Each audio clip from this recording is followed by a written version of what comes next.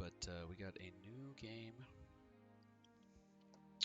We got a new game announced, Crusader Kings 3 today, and so as such, Crusader Kings 2 has gone free to play.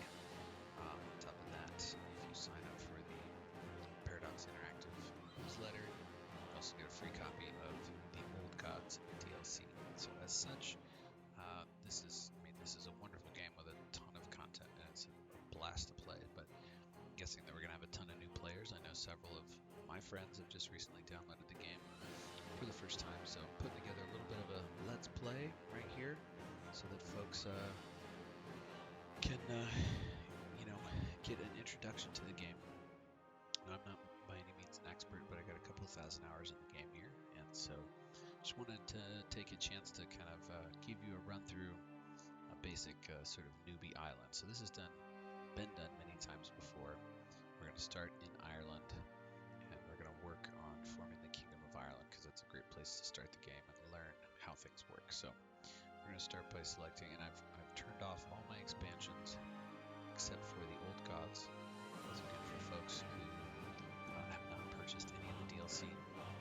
They're simply going on the free base game itself, plus the Old Gods expansion, which is also free, as long as you sign up again for the PDX newsletter. So we're going to be playing under those conditions. So I'll be monitoring the chat from my phone over here. So if anybody's got something to share, let me know. Alright, so we're going to do a single player game here. Because we have Old Gods turned on, we have our choice between 3 different bookmarks here. So this is one of the nice things about, or actually 4 different bookmarks. It's one of the fun things about Crusader Kings is that you have a number of different time frames you can start with. The default for the base game is 1066. We can also start at 936, or we can start all the way back to 867, which is the Viking Age. For extra challenge for ourselves, I think I kind of want to do the Viking Age. This is a challenge because we're going to get invaded and raided by the Vikings a lot. So this is the layout of Ireland here, as opposed to doing, let's say, the Iron Century. Actually looks similar-ish, where the standard base game 1066 is also looking very similar as well. But again, just as an added challenge for me, as sort of a somewhat veteran Crusader Kings player, is going to be to play from the Viking Age. So we're going to go ahead and do that, so that'll be fun here. Alright, so Viking Age, we're going to do a custom game setup, and this then is our map of the Viking Age. So we can mess around with the sort of basic start date. We don't have 769, but 867 here, we can negotiate between those. Up here at the top, we have our different ways of looking at the map. So obviously we have a ton of different map out here. Only some of these will be playable to us. So because we have the Old Gods, I'm a bit quiet. Yeah, I don't have a voice. I just recently am getting over being sick. I do not have a voice, and so I'm doing my best, but I also got kids sleeping in the next room. What I can do is go back to the software here, and I can turn things up a little tiny bit here, the streaming software, so hopefully that makes a difference. Let me know, Nick, if that is better there. So these buttons at the top here switch between the different ways of looking at the map. The default here is terrain, which sucks that it's the default, because terrain is by far the least useful in terms of Crusader Kings. What I really want to look at is I want to look at the realms. So these gives me an idea of who the independent folks are. Within these different realms here, you can see these large kingdoms: West Francia, Aquitaine, Lotharingia, East Francia, Italy. If we want to play as a vassal, now we're going to be playing as independent over here, but if you wanted to play as a vassal, the next few buttons over would show you independent counts within their various kingdoms. So if I were the Count of Brie, for instance, he is a vassal of the King of West Francia. I could also see independent dukes. So there's the Duke of Anjou. He might have some counts underneath him, but ultimately he is underneath again King of West Francia and independent king, so those are the kingdoms or kingdom level titles. We can also see the religions, so Catholic. We can also play as Germanic. We could play as Zoroastrian, so that's kind of interesting playthrough as the Zoroastrians, who are on their way out at this point to be replaced by Islam. We can also look at cultures. There are certain cultural features that make a difference later on, but for now, at least it's not too much different. Thank you. I hope I feel better soon to get my voice back fully. And then we can look at governments as well. So we have tribal government is what we're going to start in over here in Ireland, as opposed to feudal. Feudal is sort of the default for the game, where you have like castles and things like that. But in this case, on this start date, we're going to start as tribal. So most useful for me is the realms option. And we're going to start as a single county in Ireland. Now the normal place to start is here in Deshumain. I don't know how to pronounce that properly, but this is the normal starting point for Newbie Island here. We can pick any of these other sort of single counties here. This guy, this dude, let's see here. He's 26, that's kind of nice. So I want to pick somebody who's not super duper old. I'm going to get some level of difficulty up here, but not too bad. So I'm going to pick this guy, Chief Dubda, of Muid. Okay. All right. So that's going to be my starting point, and we're just going to hit play the game here. Now this is where we can set the game rules. Most of these things you're going to want to leave as is, but there are a few things that I like to change about my games. So things like the Mongol invasions I generally leave as is. Generate families, this is up to you to choose, but the idea is that on new characters they can automatically generate families for them, which makes it less likely that they're going to die right away and game over. I don't want to do that. And look at that, we got a new follower, so thank you for the follow, whoever that was, appreciate it.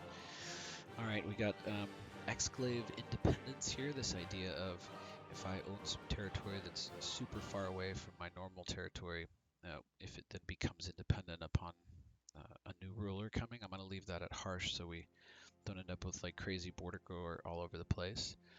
Most of the rest of the stuff I'm going to leave on. Let's see, sieging. I also turn off defensive packs. So this is tempting when you're an early player to have defensive packs.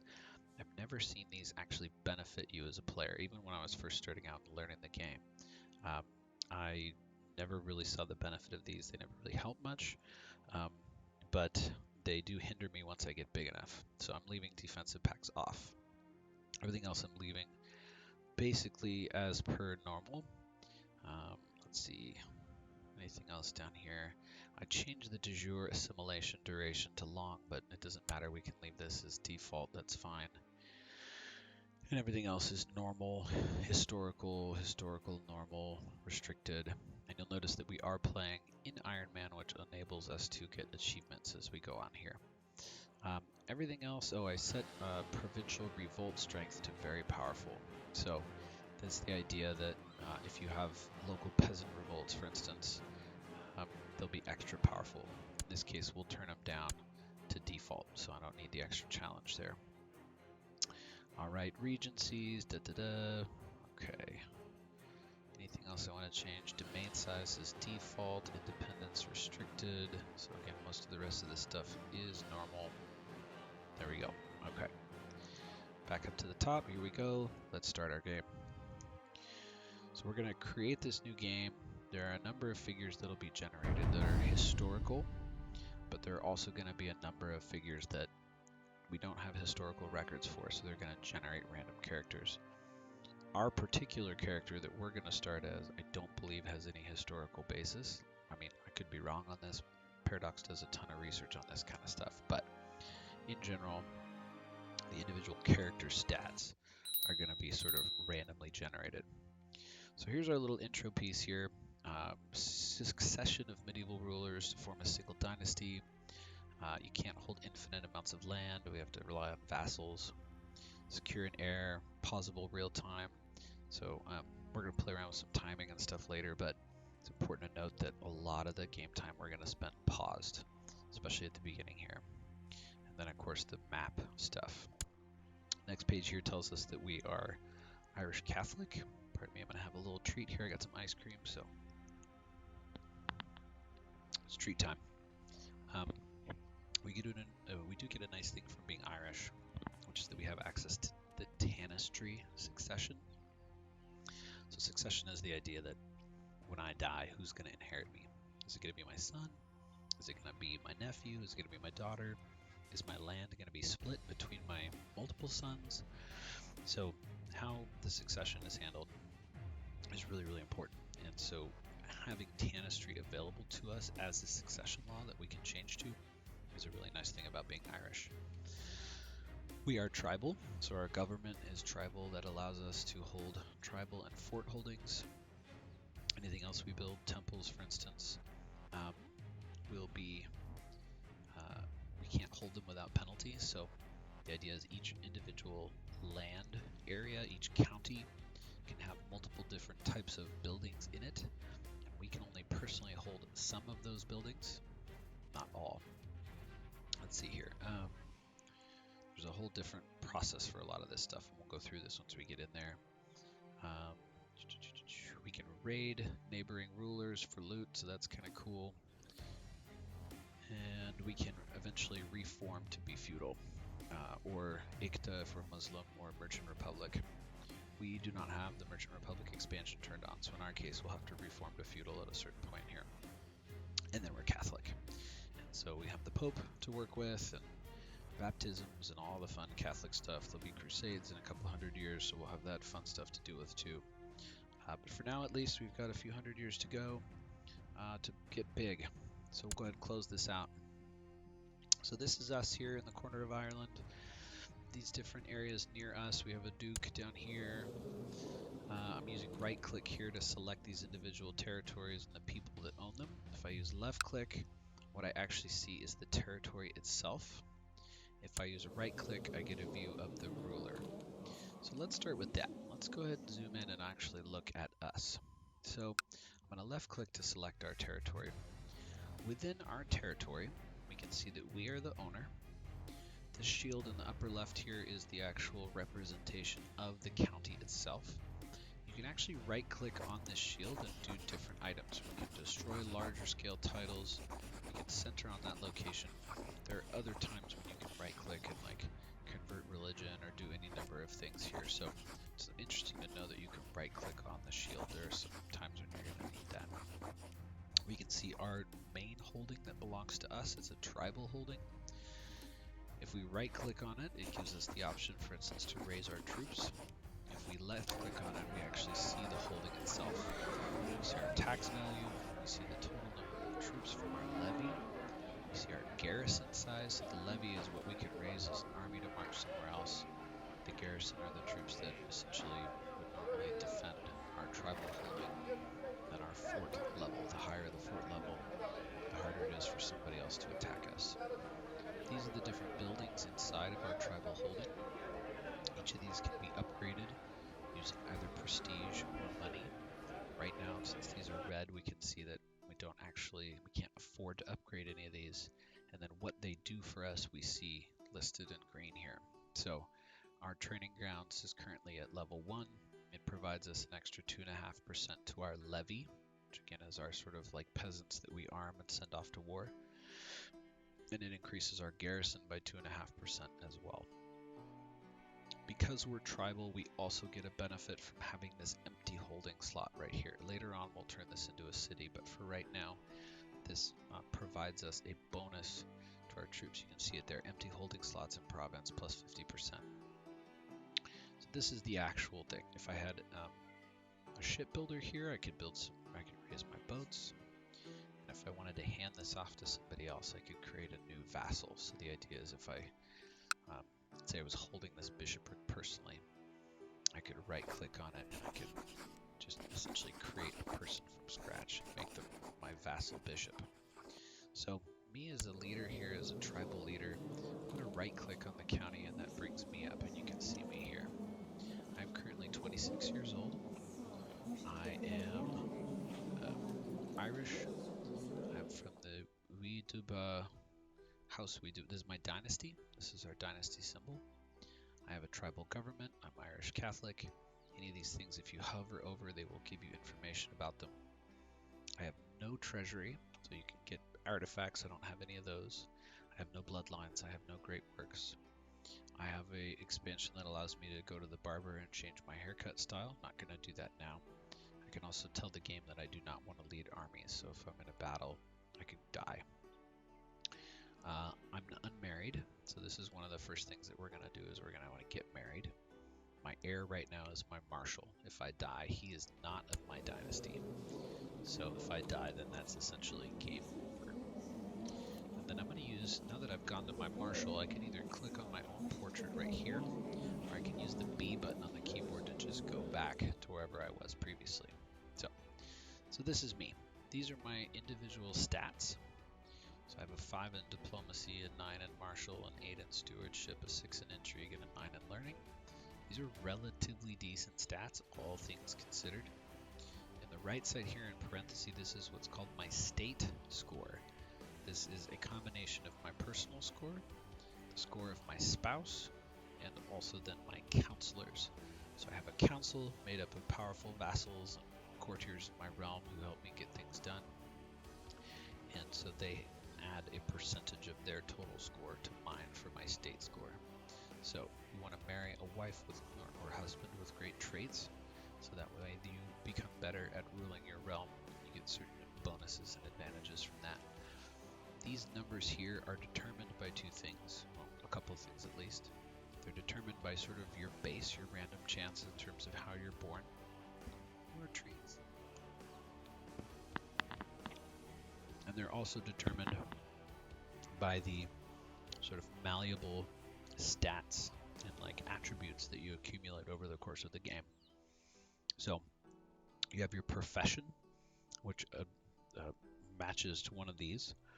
So I happen to be a skilled tactician, so I'm actually pretty decent in my martial. I get a +6 to martial because I'm a skilled tactician. I'm honest, which provides a bonus to diplomacy but a negative to intrigue. I'm diligent, which is a bonus all around. I get basically +1 in everything, not to mention my vassals like me better. I'm also arbitrary, which gives me a bonus to intrigue and a minus to almost everything else. And I'm chaste, which gives me a bonus to learning but a minus to fertility, so this is not necessarily something I want to keep. But this is me as a person. Down below here you have other modifiers, so other than sort of traits, you can get other modifiers based on your actions. Those will be listed down here. You'll see them either in green or red based on if they're a positive or a negative. Down below that you have your current titles. So this game is all based around titles. Right now we have only the title, the chiefdom, so we have this one county. We also then next to that have claims. So think about this in Ireland here. All of these Irish guys near me, we're all Catholics.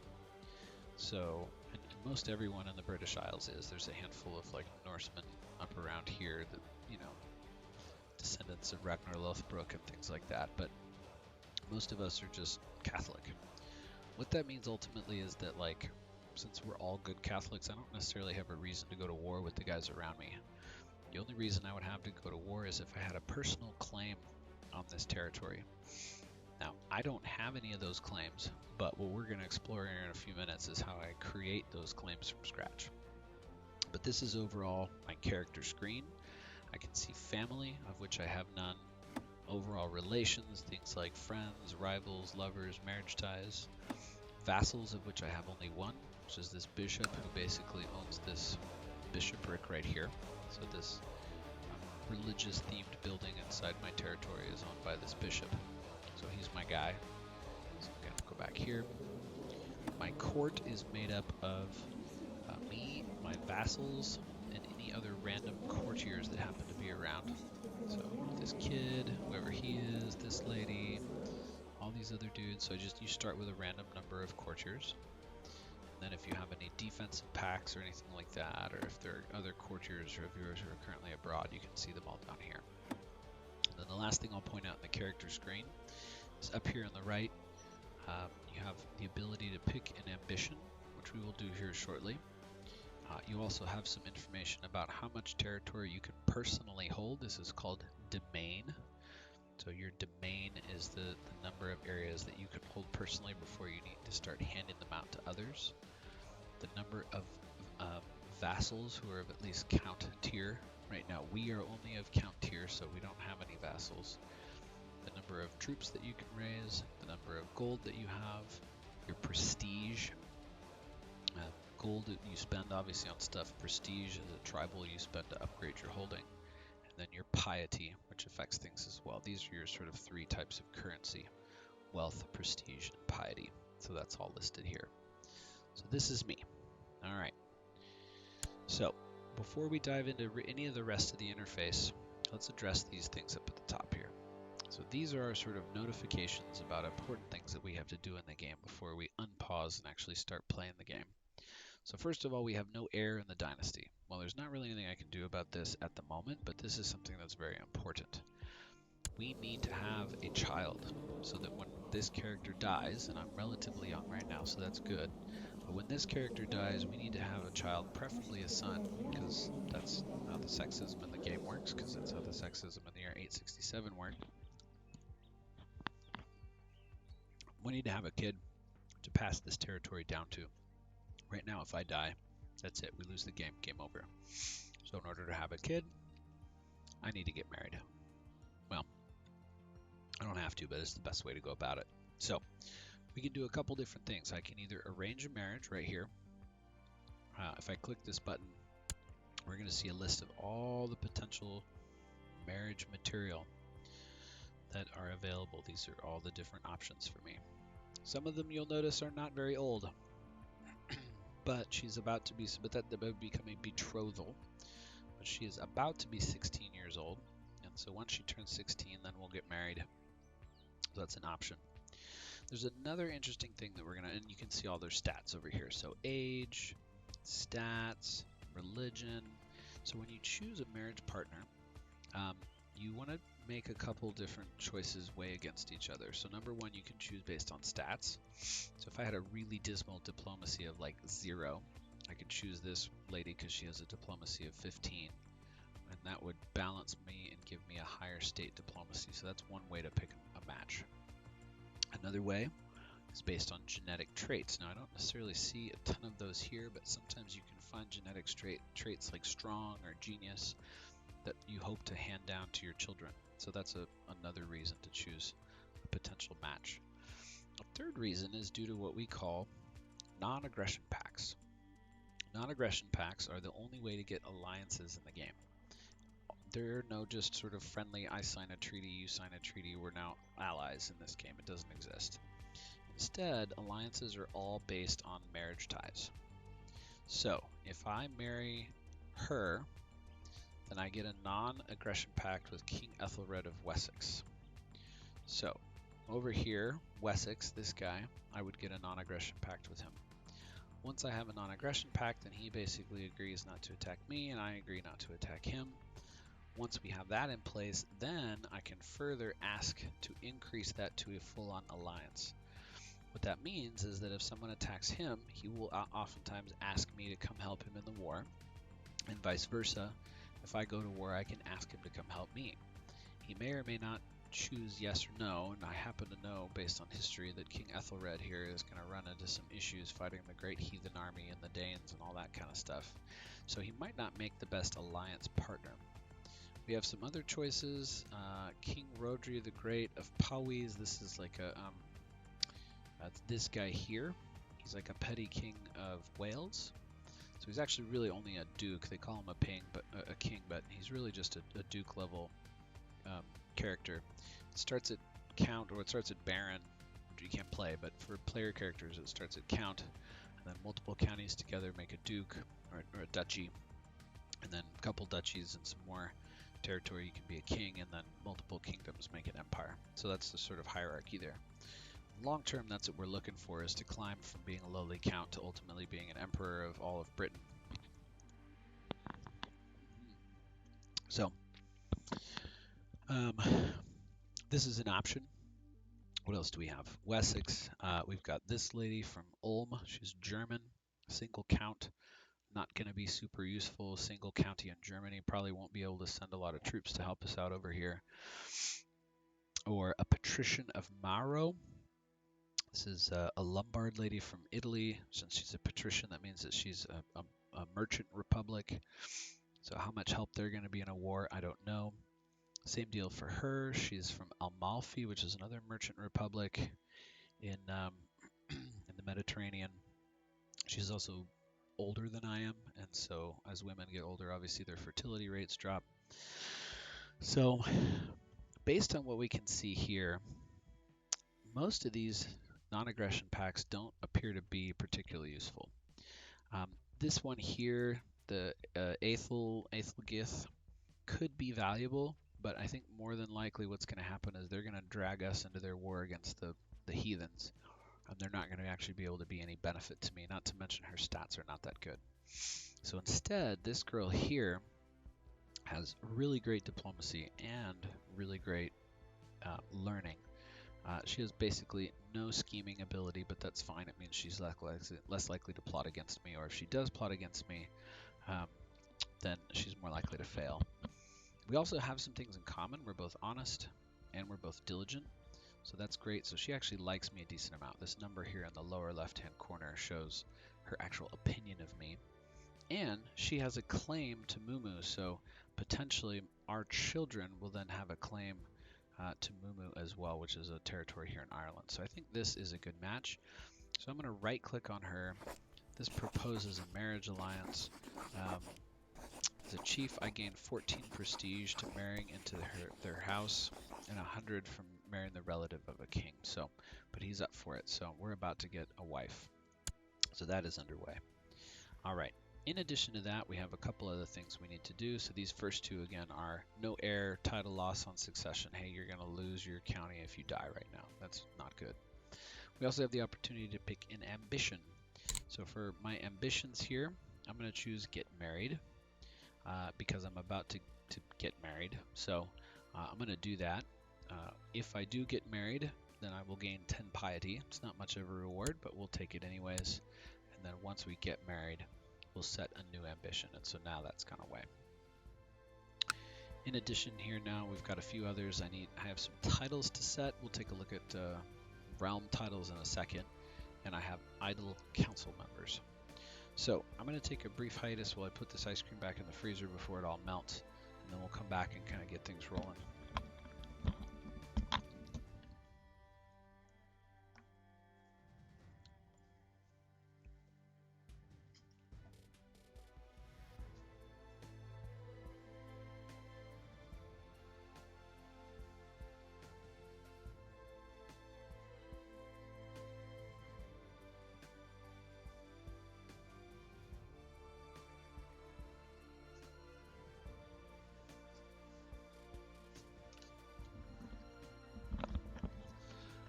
Right, so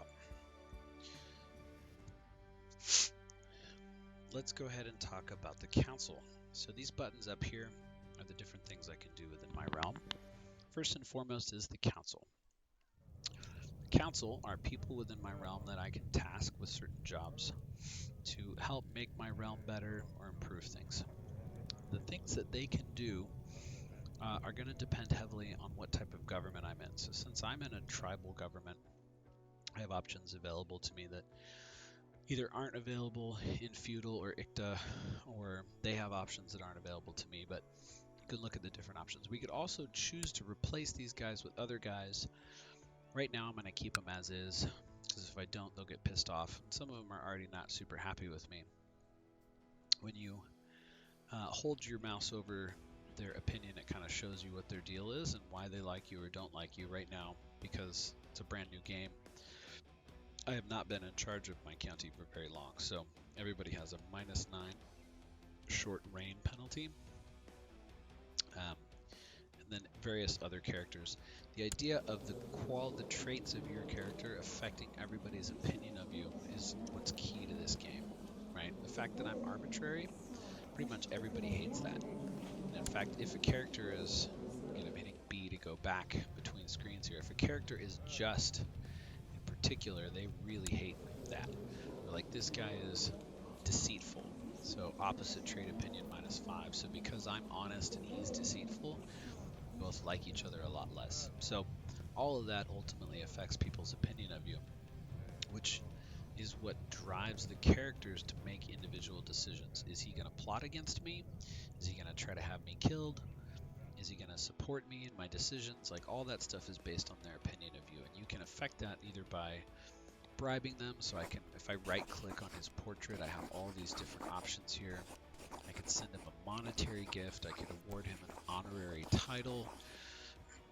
I could make him a commander or relieve him of his commander duties. Like, there's all these different options I have for each of these characters that could potentially sway their opinion of me. When I click on a particular character, I see right up here our relationship to each other. So his opinion of me is +33.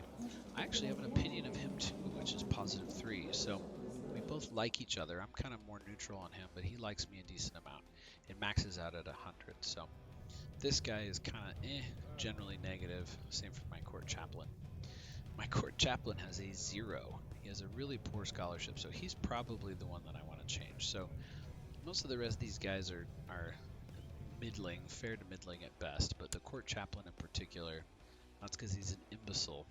I don't know how he got to be court chaplain. He's diligent and patient, but he's a freaking imbecile. So what does this say? This character is a drooling imbecile. Great. That's awesome. Okay. So I don't have anybody to replace him. Hopefully I will soon, but for now we're going to leave things as is. So first things first, we're going to set some missions for these guys. But before we do that, we need to talk about our goals. So we have to have short-term goals and long-term goals, and we have to make sure to choose what these guys do based on those goals. So our longest-term goal is to be Emperor of Britain. Our medium-term goal is to be King of Ireland, and our short-term goal is to be the Duke. So we need to go from Count to Duke. In order to do that, we need to take more territory. Now, there's no win condition in this game. You can't win the game. So ultimately, you get to decide what your goal is. Your goal could be to stay as a single county and never declare war on anybody. I don't usually like to play that way because ultimately I'm going to get invaded and conquered. I want to be able to defend myself. I want to grow my territory. I want to get big and powerful and be an emperor. But to do that, you got to start by going from Count to Duke. That's the next step up. Now, the way these titles work is that there are certain predetermined areas in the game that match with the Duke level titles. So we happen to be a count right now. There are certain predetermined numbers of counties that together form a particular duchy. And I need to get more than half of those in order for me to form the duchy and make myself into a duke. Now, how do we see that? We do that by changing the map mode. So again, we're under terrain right now. As I mentioned when we created the game, terrain is probably the least useful way to look at things.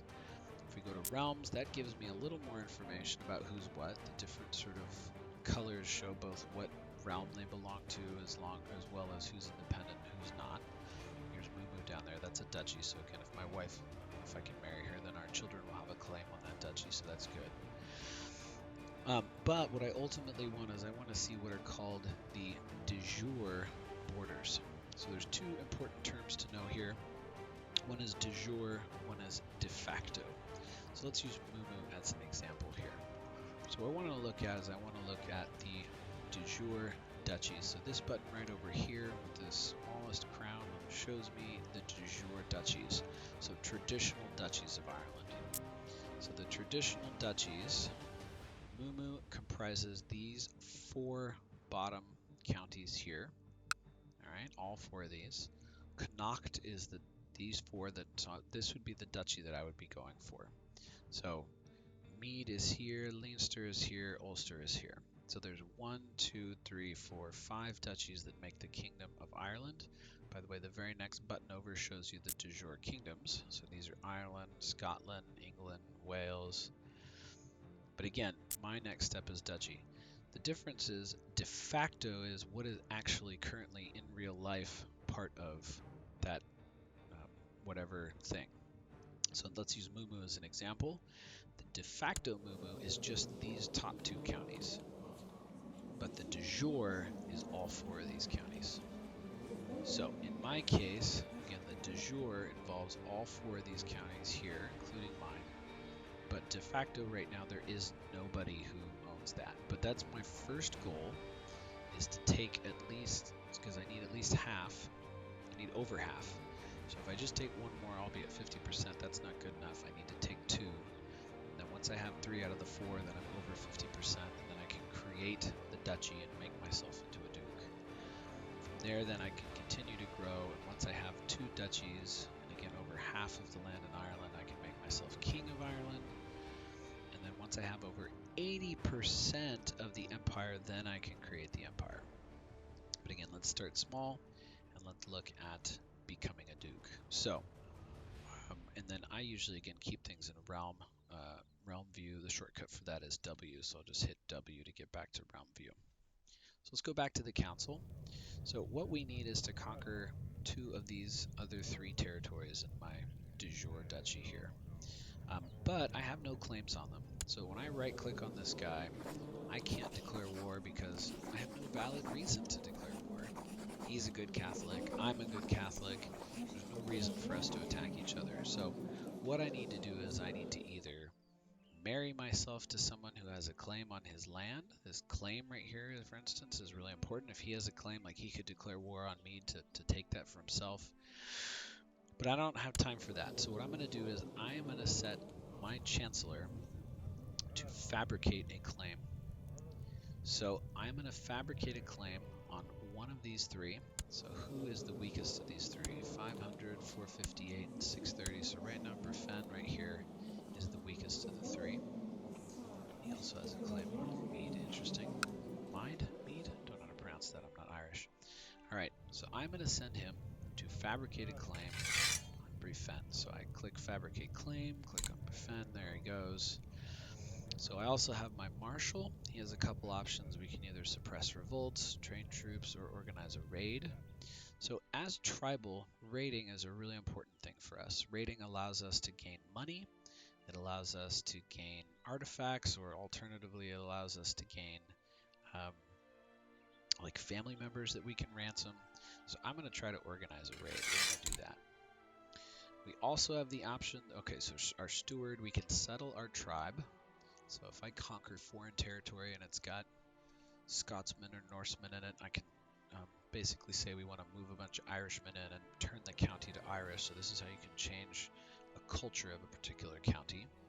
I can have them oversee construction of buildings, or I can have them build my legend. I'm going to raise warriors up and then also increase my monthly prestige. So we're going to have them do that. My spy master, my poor incompetent spy master, he can scheme, which discourages my vassals from associating with factions or recruit new members to my own. He can also uncover the plots of local nobles. This is a good thing to have, but right now it doesn't actually help me at all. Build spy network increases the chances of my own plots, or I can study technology, which increases my technology. We'll talk about technology in a bit, but for now I'm going to choose that. As I zoom out in all the green territory, these is areas that have higher technology than me, and so then they allow me to put my spy master there. I also will get then some visibility in that county as well. So when I think about where I want to send my spy master, like what's going to be helpful to me, I could send him all the way to Constantinople, but what reason do I have to see what's happening in Constantinople? What I will do instead, I think, is send him to Wessex, so I get a view of what's happening here. So now I have the fog of war is cleared, and I have some visibility on what's going on in Wessex. And then my court chaplain, the poor imbecile that he is, again, my options are to proselytize. So if I'm in an area that has, heathens in it, I can proselytize to them. I can improve religious relations, so I can have them go make the Pope like me better or something like that.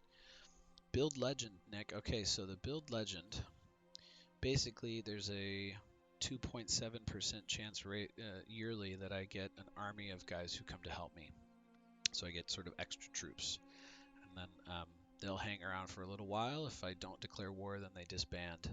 But it's like a little bonus troops beyond my normal levy. So that's what the build legend is all about. Or I can have him build zeal, where I really raise religious zealots that can go then attack local heathens. So like, here's some Viking guys that like took some territory over here, but they belong to this guy, this little kingdom up here. And so if I attack him, I actually have to attack this bigger guy, and he's got almost 10,000 troops to his name. So I'm probably not going to want to do that. So the idea of building religious zealots, to go do a holy war. The only guys nearby that I can holy war is it's not going to work out well for me. I'm going to lose. So for now, I'm going to have him improve religious relations, and I'm actually going to just park him here so that my own bishop will like me better. If you click, so I left click on the county, and then I'm going to left click also on this this badge here. It shows me the bishopric, and then here's the guy. So, oh, he's actually my, oh, that's my spy master. So yeah, I'm trying to improve relations with him. He likes me a decent amount already, but not a ton. I'm not real big fan of him. So those are the main positions, and I've got those guys all busy. They have to do the same job for at least 6 months before I can move them. So for right now, they're doing their thing. I also have what are called minor titles. You'll get more of these as you go along, but minor titles, some of them are really important. So your designated regent, if I get injured or become incapable in some way, that the regent takes over. So we want this to generally be somebody who you like and somebody who likes you, and somebody who has a halfway decent stewardship as well. So I'm going to set Flan. Then these other positions, High Almoner, Master of the Hunt, Master of the Horse, you can hand out to people for sort of a one-time boost of opinion, so +5 opinion. You also have to pay them though, so generally want to skip that unless you really need it. Cupbearer is really important. Because it provides them a huge opportunity to poison you. So I generally save the cupbearer title for my son. So when I have or an heir of any kind, son or daughter. So when I have a kid, I will make them my cupbearer. And that way then they gain some prestige and they gain some salary. And everybody, they like you a little bit better. They're less likely to have you murdered. And then we have our commanders. We'll talk about combat here in a little bit. Unfortunately, my 2 commanders are also my council members. Council members cannot also be commanders at the same time. So they can either be on a council mission or they can command your forces, but they can't do both at once. Right now that doesn't matter. We're not going to go to war anytime soon. So that's where we're at with that. Good. So we have most of the stuff cleared that we want to clear. So now we're getting ready to unpause the game and let things run. So our next thing that we're waiting for at this point is we're waiting for enough money where I can hire outside mercenaries to help with my troop count, so that when we go conquering Brefen, well, we're also waiting to get a claim on Brefen, but we're hoping to gain enough money that I can hire mercenaries, because right now I just don't have enough troops. I still have less than they do. So we're starting as the weakest of the 4 counties in Connacht. Another thing I want to point out real fast is that, notice I clicked on the shield here to get here. When we're looking at this territory and its information and the line of succession, things like that, there's a checkbox here called de jure, where what I'm saying is I don't want to just see what's here, I want to see what de jure it's part of. And this is where we unlock some of these other titles. So the idea of the Duchy of Connacht, I can click on that now and see what encompasses it. These 4 chiefdoms. It doesn't exist. There's no line of succession. I can't create it because I don't have enough money. I don't have enough of the territory. I don't have enough, cash and territory is what I need.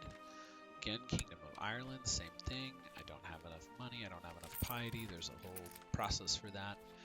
And I definitely don't have enough for the Empire of Britannia, or the Empire of Britain. So that's eventually what we're going for, but right now we're going to unpause the game. Now you'll notice that this game, I hit spacebar by the way to unpause the game. The days tick up so slowly. Oh my god. So ultimately what we'll probably do is we will probably increase the speed by which, so this little plus button right here allows the game to go faster, because, oh my god, I do not want to just wait forever for that. So, our marriage proposal has been approved. We have a choice between collecting a royal aid duty, or, so basically we have a choice between 10 gold or 13 prestige. At this point, I will happily take the gold, so yes. So now, I've gotten a notification, so we're going to pause it. We're going to look at this notification. Notification says that I can declare war on my father-in-law for my wife. So she has a claim on Mumu because her father was petty king of Mumu. But now that title is currently owned by this dingling right here. So I could, in theory, again, declare war on him and take Mumu for my wife. But at the moment, we have a couple important considerations. Number one, that really wouldn't actually, well, number one, we probably wouldn't win. So again, let's look at our troop count, 443 versus his 438. They're roughly equal, but it's not enough for me to actually win these battles. And if we do, it's based purely on chance, and I don't like to do things based on chance. Number two, making her an independent duchess doesn't necessarily help me. What I want is I want our children to then have a claim on Mumu, because then we will be able to, once we are inherited by our child, let's say we have a son, that son will both be the count of, or tribal king of Muid, or whatever that's pronounced, Muid, and then he will be able to also have a personal claim on Mumu, and then we'll be able to gain that as part of our realm. So the idea is that her claim is inheritable. So it says here, can be inherited by successor. So it's a weak claim. It's not a strong claim, so we can't attack it on anybody. But there we go. Our son will have a chance to make the claim on that. Now, why can she make a weak claim? Because she's third in line for succession. So the other thing I could do is I could get my spy stuff going, and I can murder my way through so that she becomes that, and then our son would be both. But let's have a son first, right?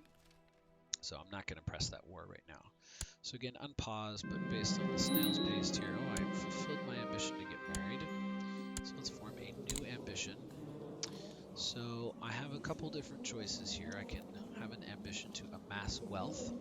So if I get up to 500 gold ducats, I gain a stewardship. That's pretty nice, but it's going to take me a really long time. I can have an ambition to become a paragon of virtue. So if I get up to 2,000 piety, I gain a learning.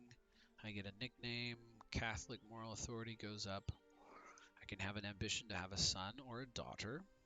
I can have an ambition to improve my diplomacy or improve my intrigue. Or I can have the ambition to become the King of Ireland. At this point, the most important part of this is to have a kid. So I will say that I want a son, and we'll see what happens here. So hopefully that improves things.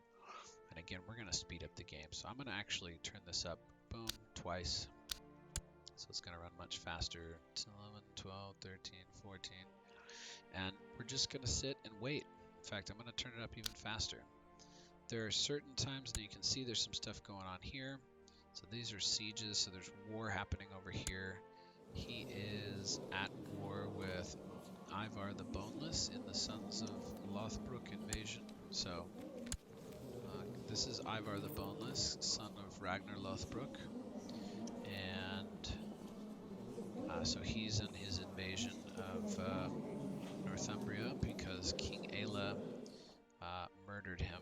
So this is King Aela of Northumbria. So historically, this is the sort of great heathen invasion is what's going on here. So these are some of the events depicted in the later seasons of Vikings on, what is that, History Channel? Something like that. So that's what's going on here is these guys in Northumbria are fighting. Eventually they're going to come down here for Wessex too, and so, again, I don't want to be involved in that, but it looks like Wessex just got pulled into the war. So those guys are doing their thing. And again, what we're just doing, we're just trying to burn through time here until we get more money. So I'm going to turn it up again. So now it's really going. Alright, so I net wife is with child. So I gain some prestige for that. Hopefully it is a boy. We'll see what happens here. Now I have, oh cool, so we have some choices. So this brings up our intrigue tab. So the intrigue tab is where you go to make decisions. Raising a tribal army, for instance, adopting feudalism, promoting a commander from up in the ranks, presenting a debutante if I need a woman for some purpose. I could plot to have people murdered. Not interested in that now. I can check on what my courtiers are plotting if I can find out about that stuff. Prisoners, threats. But specifically in this case, we can go on a grand hunt. Cost me 25 gold to do it. So right now I'm going to skip that. So we're going to leave that be. This is our intrigue tab, and we'll find more use for that later. What was the other thing I was going to do? I'm trying to remember here. Oh, I was going to think about inviting some people with some better stats. So these guys, of course, are doing their thing, but like obviously this guy has a really bad skill. So what we're going to do is introduce you to the People Finder. So the People Finder is all the way down in the lower right-hand corner underneath the map. These little people on it. The shortcut is just the period key. So I call it the meat market, but the People Finder is what it's actually called. So this is it here. We have the ability to filter down any of the people in the game from anywhere. What I want to do is I want to find people who are willing to join my court. So without having to bribe them with money, they're just like, yeah, I'll come on over, no problem. And specifically I'm looking for men because I'm looking for counselors. Right now, based on the laws in my kingdom, I can't have women counselors. And so number one, we're looking for somebody who has a high learning. So I'm going to click learning. This guy has a 24 in learning. He's Serbian, so will have a foreigner penalty, but that's his incredible learning. The other option is to grab this Irish guy, so at least he'll like me better. But this guy already likes me decent enough. So I'm going to invite him to my court, and he'll be my new court chaplain. Who else? My Spy Master sucks. So Spy Masters are really important because they also get a huge bonus towards murder plots. And so it's almost more important to have a Spy Master who likes you than it is to have a Spy Master who's a really good Spy Master. So like this guy, for instance, would be much better than my current Spy Master. Now it's going to piss off my vassal bishop, but hopefully that's okay. And he's Irish, so I won't get a foreigner penalty. So I'm actually going to invite him to be my Spy Master, so that'll be good. And then I want a better diplomat too, my Chancellor. So this guy would be perfect. Awesome, so I'm going to invite him too. So we'll probably get, okay, so any of these pop-ups here like this will automatically pause the game. So this guy is my Chancellor, so he's willing to come. So I'm going to set him as the Chancellor. And again, we're going to fabricate claims here. Who else? Okay, so these are some of the events that pop up. Group of robbers, band of brothers, da-da-da. So I have a choice of cutting their heads off because I'm arbitrary, or they will pay amercement. So within the confines of role-playing here, because I'm arbitrary, I'm going to choose the arbitrary option. I get some prestige, but this guy, my marshal, doesn't like me too much. So, oh well, off with their heads. All right, this dingaling has showed up, my perfect court chaplain. So we're going to pick him for that role. Ta-da! I'm going to have him try to improve relations with the guy who I am about to fire as my Spy Master, and then he is there for that. So, new Spy Master, please. And again, study technology down here in Wessex. So now that they're actually in my kingdom, you'll notice that their opinions of me have dropped. They're foreigners, or I have a short reign penalty, or arbitrary, or envious. So like there's all kinds of reasons these guys might not like me.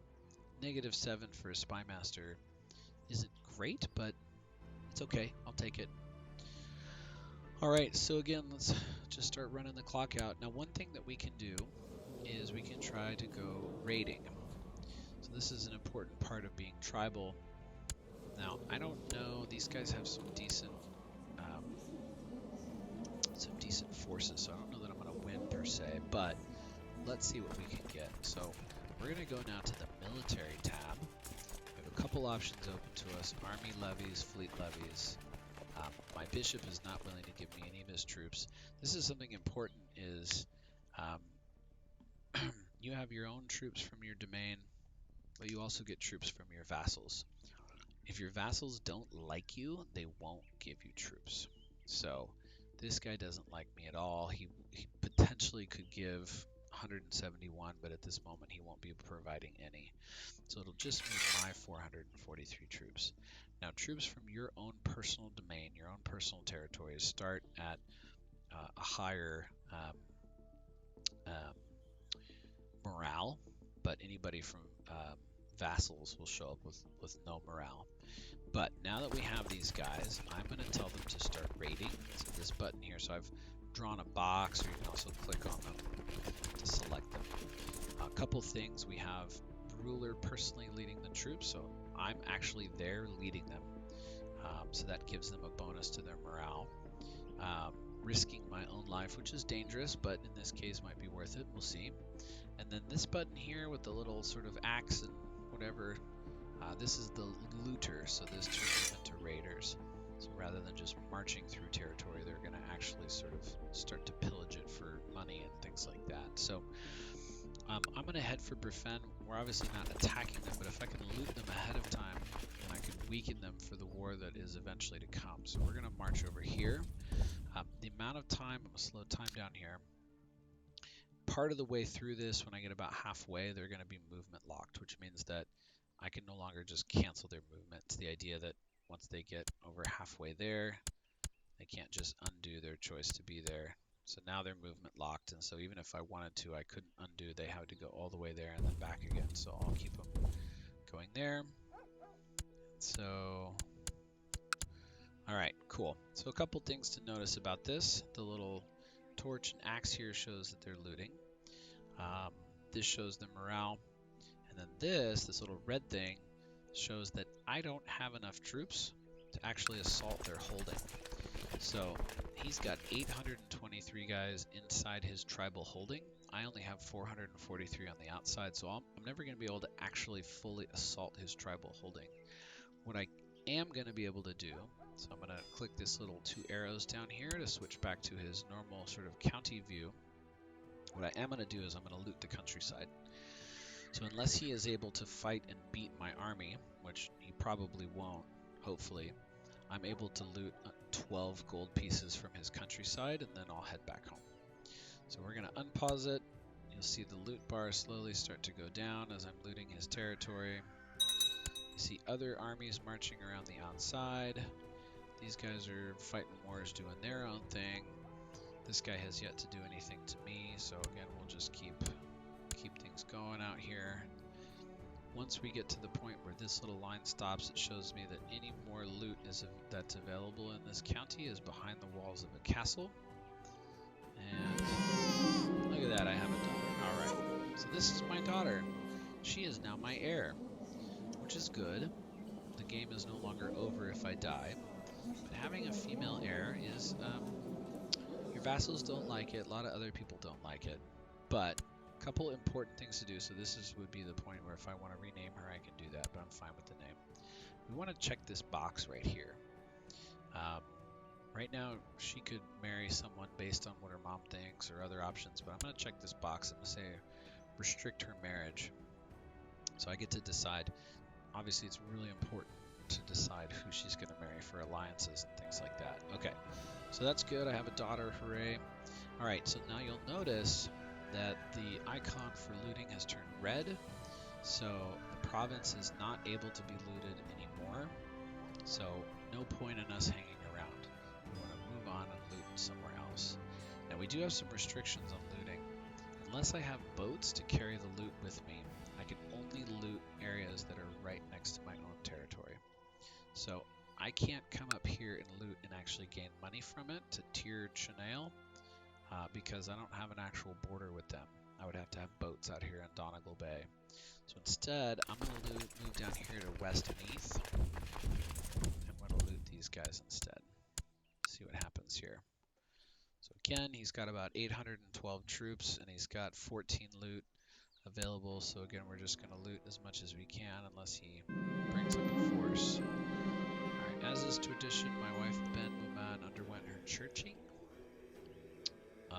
Great. All right. So we're going to loot, loot, loot, loot, loot, making money. And boom. Okay, so he's raised his troops. He actually has more troops than I do. Time to get out of here. So we're going to head over here now. Loot these guys instead. Movement locked, so at this point I couldn't go back if I wanted to. These guys, I'm not looting them anymore, but they're still pissed at me. Oh no, that's mean. Oh, because he's actually a vassal. Oh, so Mead like subjugated him. Yeah, okay. So this guy, the Duke of Mead, actually has like subjugated him because he's a duke, and he basically said, all right, I will be a count under you. I'll protect you from whoever. So these guys stay hostile to me because of looting for another 174 days. So in theory, they could combine these troops and come attack me. My guess is that they won't. Usually once you leave their territory, they generally leave you alone. So at this point, I'm not too worried, but if they start to come for me, I'll take off. Looks like those guys disbanded. So same thing here. He's got 1,000 troops this time, and he doesn't have much to loot. 9 gold ducats, but we'll take it in. Oh, that's behind. That's behind his walls. There you go. Possible loot, 0.1 ducats, so not a whole lot there. All right. Rise of the Shia. Good. These dingle-dangs fight with each other. Silly Muslims. And are we done looting? There we go. Larthor Nocta. Loot these guys too. See where we're at. Possible loot 4.8, 4.3. Okay, so the max loot is what's actually behind castle walls. So my possible loot is what's underneath under possible loot. Looks like we're not looting anymore. Okay, so we've looted everything that we can loot. We went from 51 gold ducats to 75, so it's a step in the right direction. Now I'm going to bring these guys home, and I'm going to disband them, which you can do here or with X on the keyboard.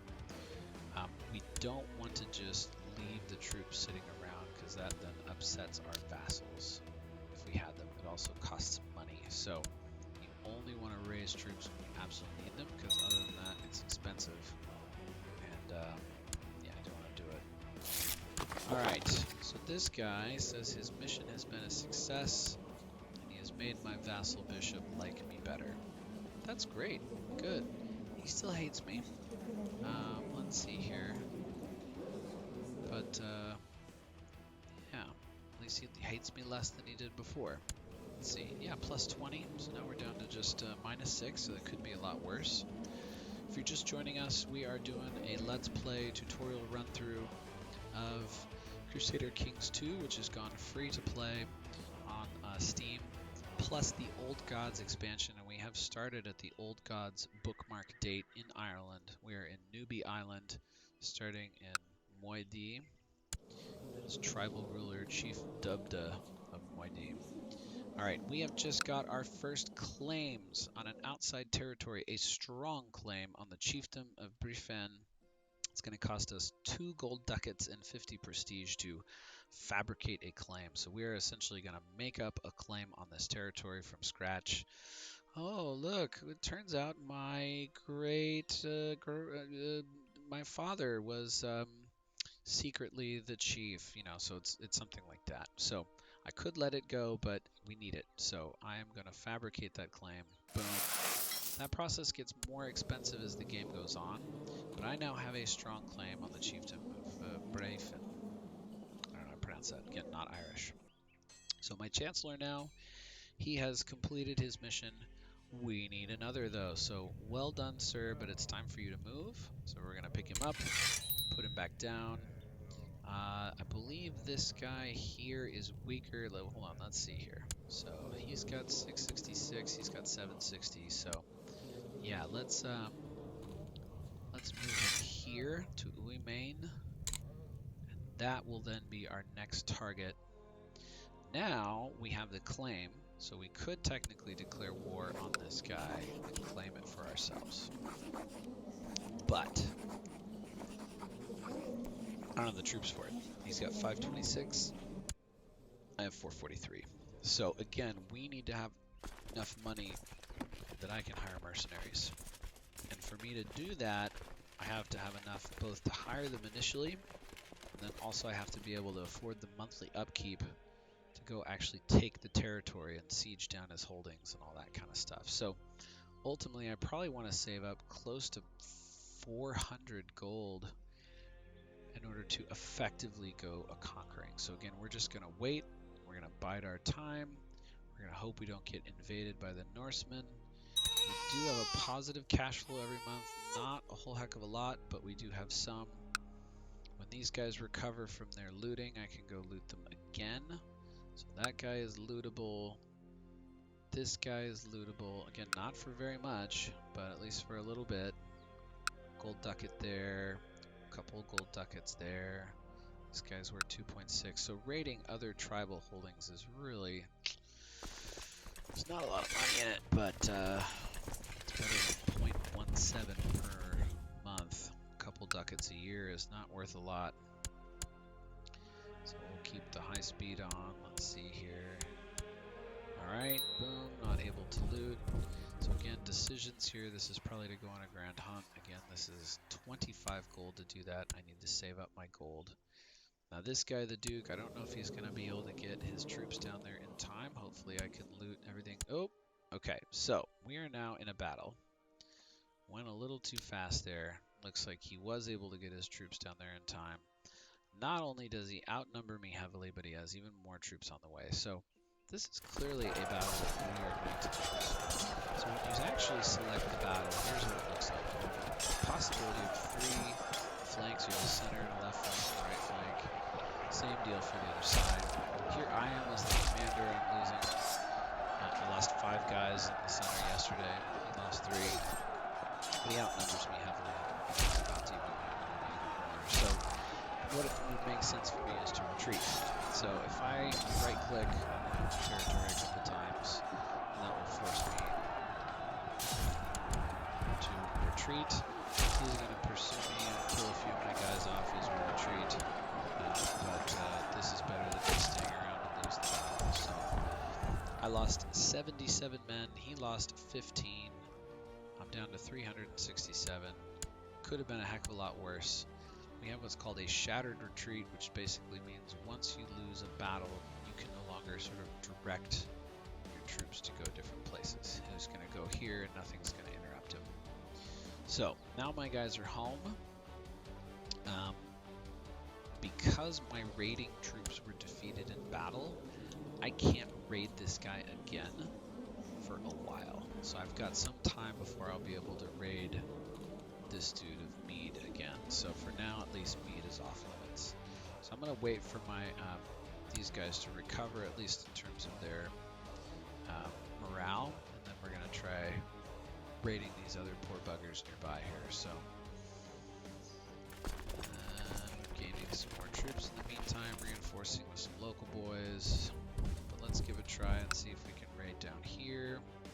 Again, I don't have enough to actually siege the territory, so I'm just hitting the local countryside for the few ducats that they're worth. And we're going to do the same over here. Go. Yep. A couple ducats here, so we're up to 87 now. Yeah.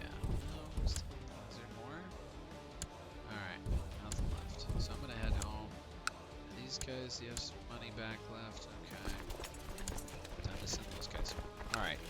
What else can we do in the meantime? Let's take a look at my tribal territory and see if we can upgrade it, get it more powerful. I have some extra prestige that I don't need. So unless I get a surprise army from my marshal or something interesting like that, let's go ahead and click on here. So I have enough gold potentially to upgrade these, but again, I'm trying to keep my gold. The other thing I can do is I can build a shipbuilder. This would give me access to 6 galleys, which would enable me to raid not just my nearby territories, but elsewhere. So I can send my troops to other places to raid, and I can bring treasure home with me. So we're going to do that. It's going to take about a year, but I'm going to build a shipbuilder. And I can actually see the progress of that over here. I've set these up ahead of time here. It's category configuration, so I put like my domain as a checkbox, so you can see building progress of your domain here. So we're working hard on that. I'm going to increase the rate a little bit. We are now 29 years old, still hoping to have a son. Don't want to go on a grand hunt, still not interested in that. Alright, the heathens are still coming over. King Halfdan Whiteshirt, who has taken over in Northumbria. Let's see, he is also son of Ragnar Lothbrok.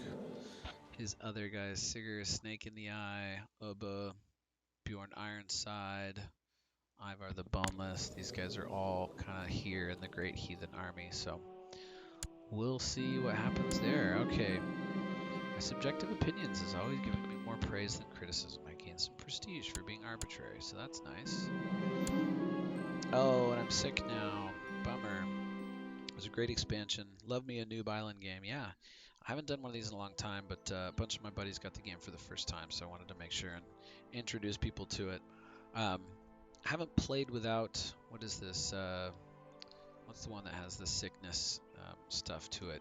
Not Monks and Mystics, but whichever one has the enhanced sickness. Just being ill is something I haven't seen in a long time. He says, please kill me. Alright, so we'll see how this goes. Alright, you made the bishop like me better, so another plus 20 with the bishop. So we're in positive territory again with my vassal bishop, so that's good. So the other thing I can do, looking at my council, my marshal is not super great, and he doesn't even like me all that much. So I could look in the people finder, refresh it by telling it men again, and then we'll tell it marshal. Yeah, he's not much better. He's only 11, so there's nobody really amazing nearby. We'll just keep going with what we got. Okay, we finished our shipbuilder, so I can now build boats, and I can send my troops to go raiding other areas. So like down here, over in Wales, we could basically build up a whole bunch of, let's see, what are the rich areas, the rich feudal areas? So I can go to economy, and the greener it is, the more potential loot there might be. So these guys have 31 ducats worth of possible loot.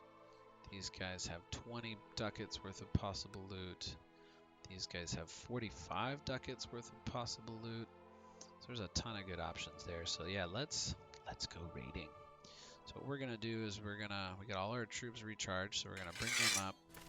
We're gonna set them to raiding mode. Also then go to fleet levies and raise up our 9 personal boats. Only 1? Seriously?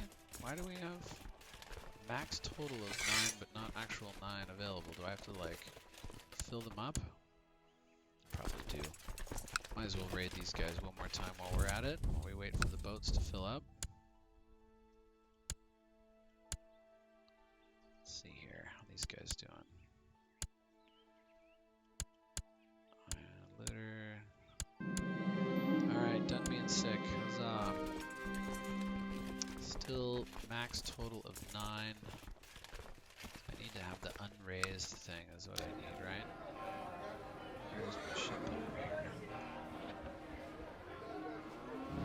Galleys plus 6. Why do I only have 6 galleys? That's what I want to know.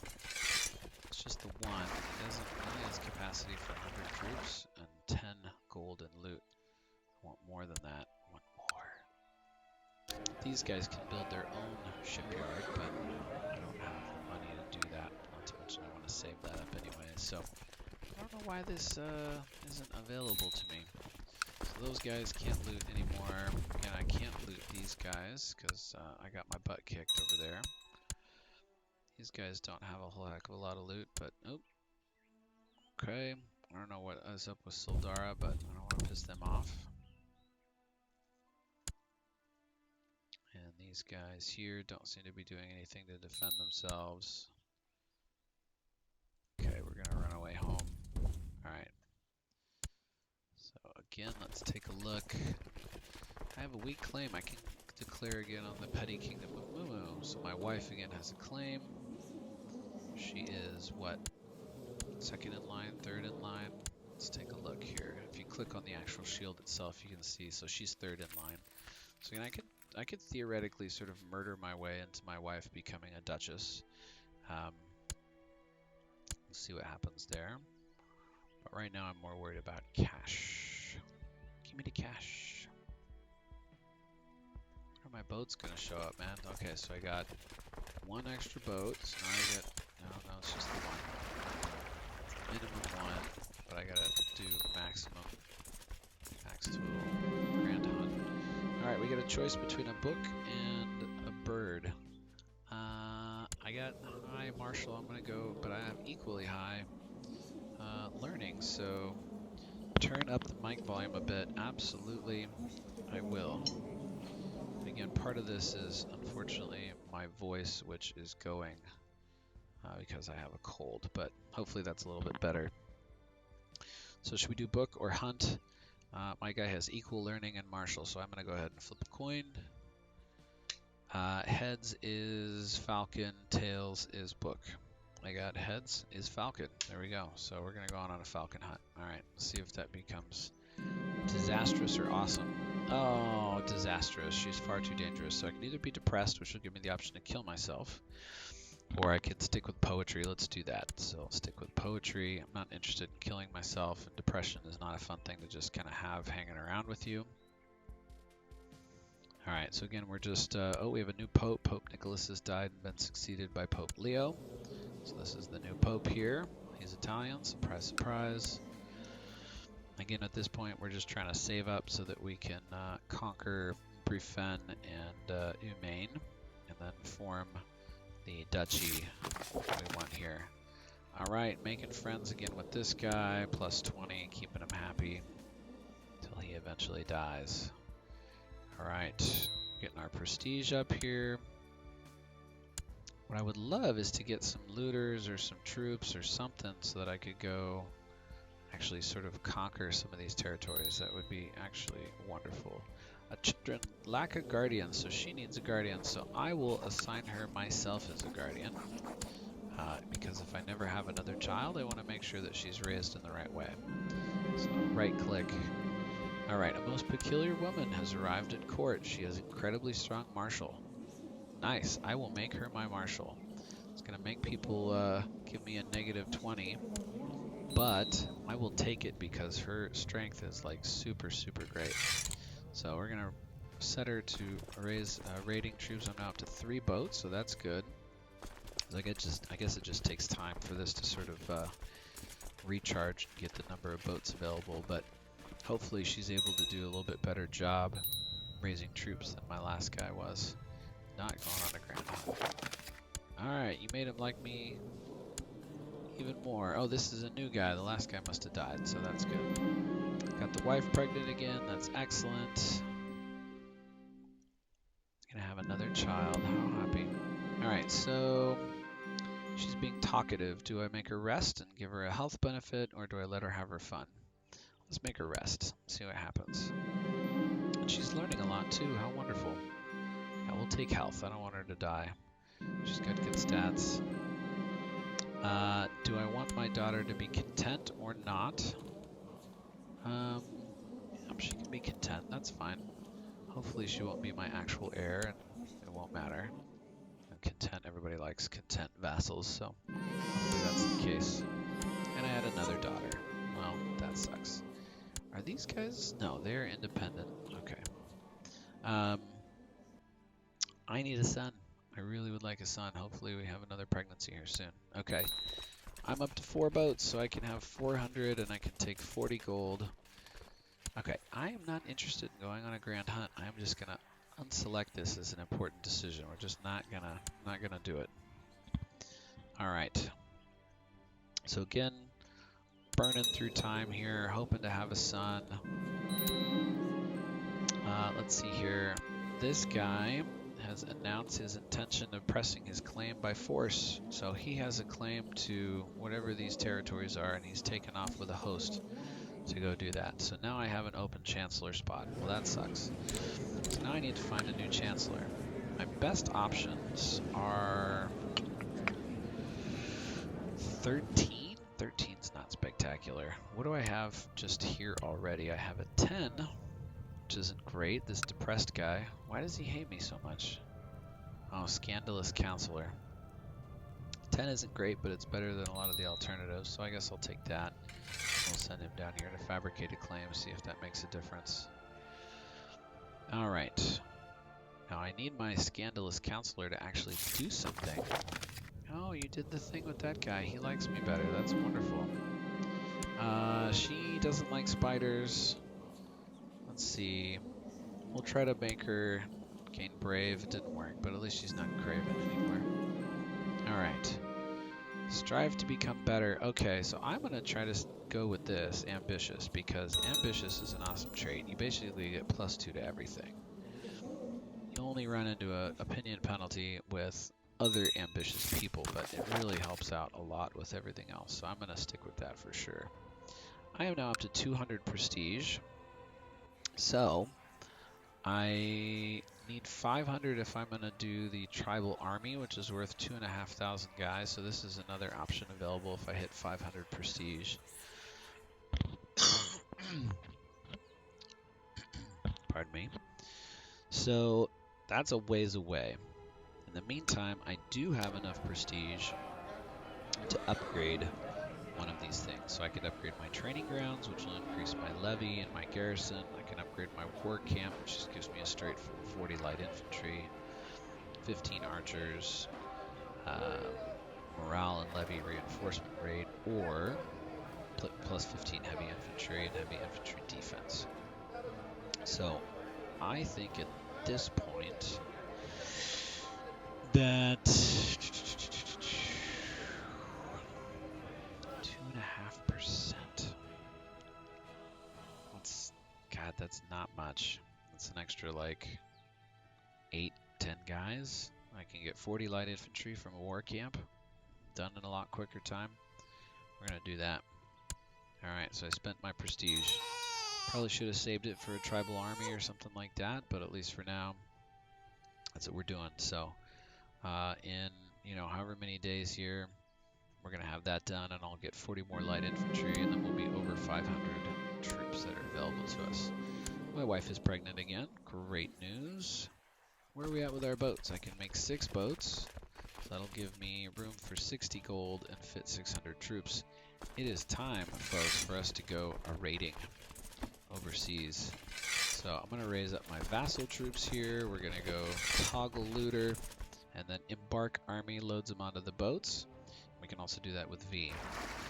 Now I have a boat full of raiders. And again, what I'm going to do is I'm going to search for something that is rich and available for plunder. Ghent looks like such a territory. They have 38.8 possible loot available to them. Now the only downside is that they're part of the Kingdom of France, who has almost 10,000 troops to their name, so we won't be able to stay there very long.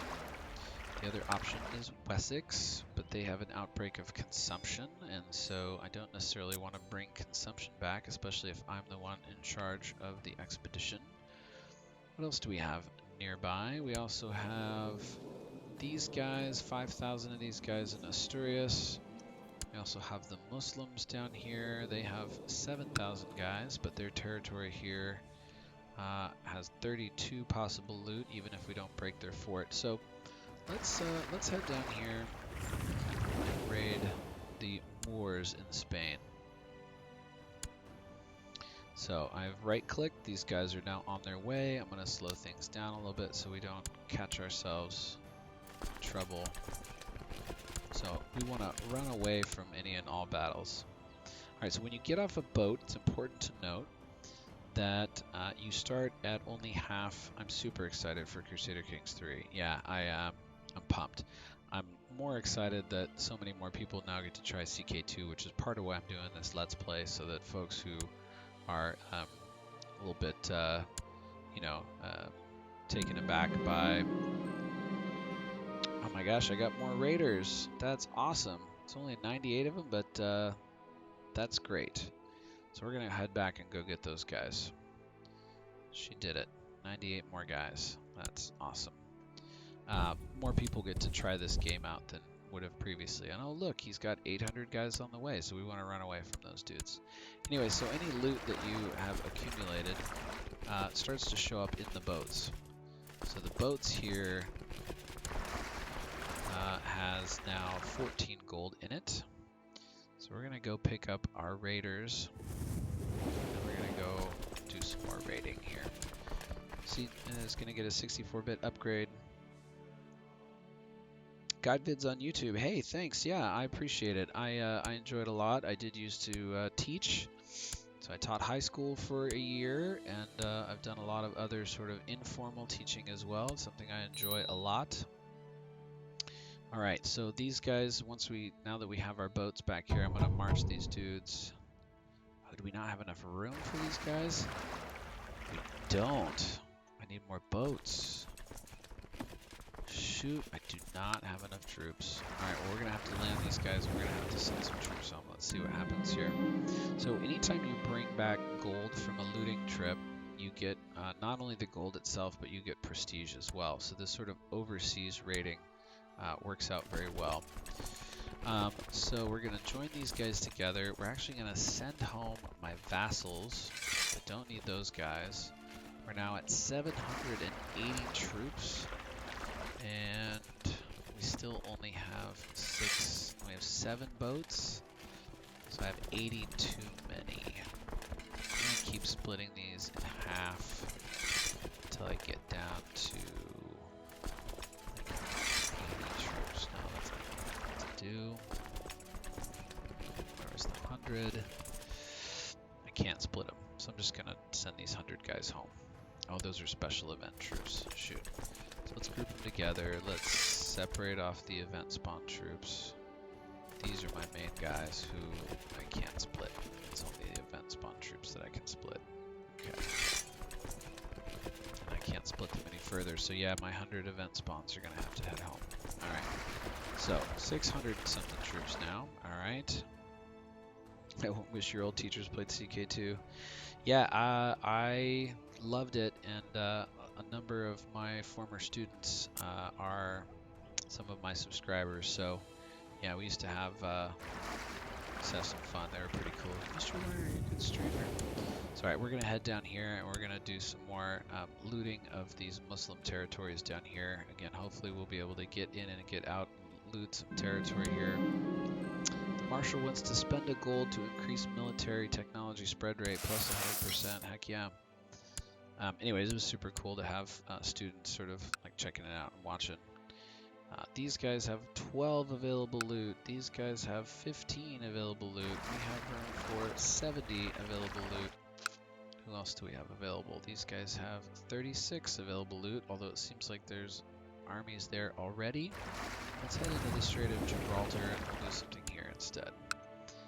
These guys have 18 available loot, so we'll start here in Malaga.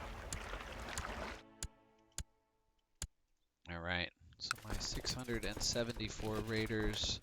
Oh, I have room for another commander, so we'll bring in Flan over here. So now I have, and then I have room for another commander as well. Now theoretically, I could have all 3 of those flanks with commanders, but one of my guys is something else, my steward. So I need to find somebody else. How about this guy? That's perfect. That'll be much better. Flan and Dermate. Alright, so keep raiding. I had another daughter. Oh my god, 3rd daughter. I love my daughters. I do. I love them so much, but wow, it really pisses people off that I do not have a male heir. These guys have 30 gold, so let's move over to Granada next. Oh, never mind. Guess we're moving to Algeciras. The raiding party have grown tired of my effeminate pacifism. Aww, we were raiding. What are you talking about, my effeminate pacifism? We were raiding. That's literally what we're doing right now. You guys suck. As long as these 1,700 guys stay over here, we're gonna be just fine. So, anyways, the loot that I'm raiding here is going immediately over to these boats over here. So again, we have now accumulated about 35 gold. Now that he's got these 1,000 troops over here, we're gonna run away. Run away! All right, what is next? Who has money for us again? These guys have 15 available.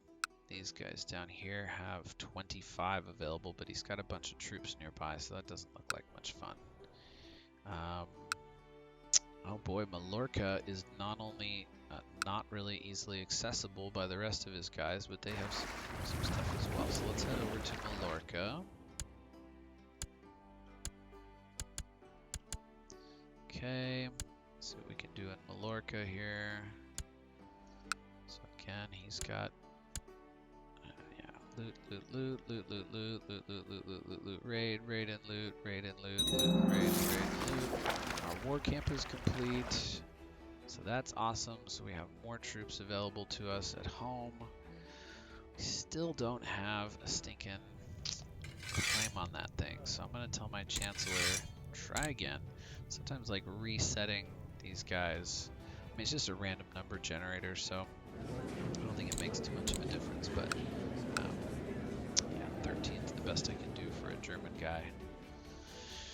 But sometimes I feel like it does. I feel like I'm doing something when I reset them. But yeah, I love introducing people to this game. It's a super fun game, especially for somebody like me who loves history. Not that the game itself is historically accurate in any way, but you know. All right, this dude claims that he would be a better steward. I'm gonna say no, because I'm currently using him as a commander and I need him for that. So I'm gonna tell him to hang out and just wait for a little bit, and then I will maybe bring in somebody who would be a better steward anyway. Scottish guy, French guy, I guess the Scottish guy, but he's still gonna be pissed at me. At least he's content. I'll invite him to the court instead. Alright, that guy can be my new steward. So, even though that guy likes me a lot, we're gonna bring this guy in to bring my steward. We're gonna have you build my legend, which both increases my monthly prestige and gives me a 4% chance per year of raising a small event-spawned army. So that sounds like fun. Alright, how are we doing here? We are almost full. 65, 66, 67, 68. There we go. We have reached our looting maximum for this expedition. The Mediterranean. Now we will head home. And we will get both 70 gold as well as 70 prestige. Now the question is, will I be able to conquer this territory just with the amount of money I have? Are we losing? We're losing money right now. That sucks. Alright, 70 gold, 70 prestige. Send the boats and the guys home. Yeah, it costs money to raid, so hopefully now that'll turn around and I'll start making money every month because I won't have troops up and running. Yep. Again, it's not much. I'm not making a whole lot. So you want me to do a play? So 1.7 gold for 10 piety. Yeah, let's do that. Now what I'm really hoping is that my steward can raise my legend enough to get these troops here. Hopefully that's the case. This guy wants to be spy master. He has a 10. That guy has a 9. Who likes me better? Nobody likes me that well.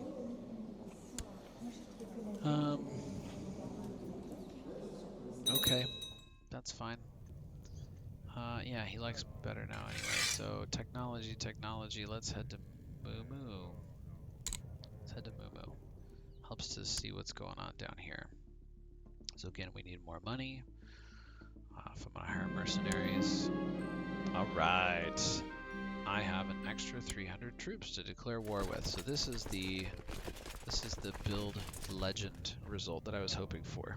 I like to play Norman or Viking nation, slowly move east and have a kingdom in India, and giving kingdom titles to members of my dynasty. Yeah, there's a couple of good achievements you can get with that. The sort of like, was it northeast? And then there's Then there's the dynasty one, the 10 thrones. So I have an additional 300 troops, almost 300 troops in addition to the 5 and 90, so 6, 7, 8, 9, almost 1,000 troops altogether with all my stuff. This guy has about 500, so I am gonna do it. I'm gonna press my claim on this guy here. So we're gonna do it. We're gonna claim, defend. We're gonna raise our levies. We have 911 troops, and we are gonna head over and try to conquer these guys. Let's see what happens here. So he has 496, so we're about to go into the battle here. So he has a single center flank with no commander. We are both flanking. Yeah, so we're going to win this. My center morale is failing, but luckily I have 2 flanks on the other side that I can help a lot. So once my center collapses, though, yeah, he's also collapsed.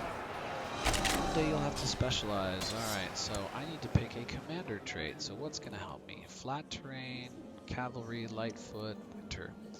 Well, based on the fact that we're in Ireland, the vast majority of what we have here is flat terrain, so I'm taking flat terrain. So now I get a 20% bonus to my combat when I'm in flat terrain, so that's awesome. So we won our battle. Most of his troops survived, but they're in full retreat. Down here is the war score. As you can see this guy's face right down here. This shows the wars that we're involved in. If I click on it, I bring up the actual war view. We have each side and their allies will show underneath them. Your total war score is what eventually will determine whether you win the war or not. You can reach all the way up to 100%, which results in your victory, or negative 100%, which results in your failure and loss. You only get a certain percentage from battles, and the larger and more definitive the battle, the higher the score. You get the rest from occupation. So we had a single battle that we won, and that has given us 23 of the needed 100%. The rest will come from occupying his territory. To do that, we have to leave our troops on this territory long enough that the morale of his defenders drops to 0. Now we can choose to assault this territory, but we're going to lose a lot of troops doing that. And we don't really have enough right now. So at this point, it's simply a waiting game. I've left-clicked on his county here so that we can see both the morale of my attackers versus the morale of his defenders. You will only begin to siege this territory when you have more attackers than defenders. So at this point, we're just going to unpause. You'll notice my morale will go up and his will go down. But I now have the option to attempt an assault. Again, I'm not going to do that. There's no reason for me to do so. I'm going to lose a ton of troops if I were to do that. And at this point, I'm just going to wait it out. Once I take his sort of tribal holding, at that point, I will basically have won. I may need to also assault the bishopric, but we'll see. Now, he is parked over my territory, but if you'll notice, again, he's got this little red symbol that says that the siege has been abandoned. I could abandon this siege and go attack him again, but it's not worth it. We're already halfway through this siege. So at this point, I'm going to let this siege finish. He's not even doing any damage to my territory. He's not in like raiding mode, so it's not like he's stealing my money. Alright, so after assaulting his tribal holding, we're now at 54%, and we're just going to finish by sieging down his bishopric as well. Make the guy happy with me. And so, apologies to this guy. I have to siege your territory because, you know, we're all Catholics and friends, but this is the only way I'm going to win this war. So, interesting to note, you will always get a 100% war score by sieging down every single holding of your target. So, regardless of battles, if you do every single holding they have, even if there's never been a single battle, then you will have enough. So, we won our war, we're at 100%. I'm going to offer peace. We can end wars in one of several ways. In this case, since we're at 100, we can enforce our demands. You can offer a white peace, which is a sort of half and half, like nothing changes. You know, I didn't lose, you didn't lose. There's like a loss of prestige that happens for the attacker, but other than that, things are the same. Or you can choose to surrender, in which case I lose prestige, I have to pay him, and I lose my claim on the territory. In this case, we've obviously won, so I'm going to enforce our demands. I gain 100 prestige, he loses 100 prestige, and I gain his chiefdom. So, ta-da! I have usurped his title So I am now a count with 2 counties. So there are a couple things that are now happening. Number one, my personal domain has increased in size. I now have 2 counties instead of 1. My capital remains in the same place, but now I have a second county that belongs to me that will allow me to raise troops. Now right now I have some negative modifiers, including new administration and recently conquered, which means I'm not really able to get any good troops out of this. So for now it's not worth much of anything. But once those go away, which is either an 881 for that one or an 880 for that one, so I have to wait a year or 2 years respectively, I will then get troops from both of these counties that belong to me in my domain. Excuse me. The second thing is we have a notification of title loss on succession. And the reason is because I have 2 territories and I have at least 2 kids. My inheritance law is set for what is called gavelkind. Gavelkind means that all of my territory will be split between all of my children. Now, in order for me to change that, so that's a bad thing. In order for me to change that, I have to change the laws of my area. So this is second button from the left here, shortcut F4 for laws. Now we have the option here to change elective to elective gavelkind or to tanistry, which is unique to Irish. So this is what we want, but our vassals must have a positive opinion of me in order for me to change this inheritance law. So tanistry is awesome. I'm going to pick tanistry because it's unique to the Irish. We can also up our tribal organization, but I can only do that if let's see here.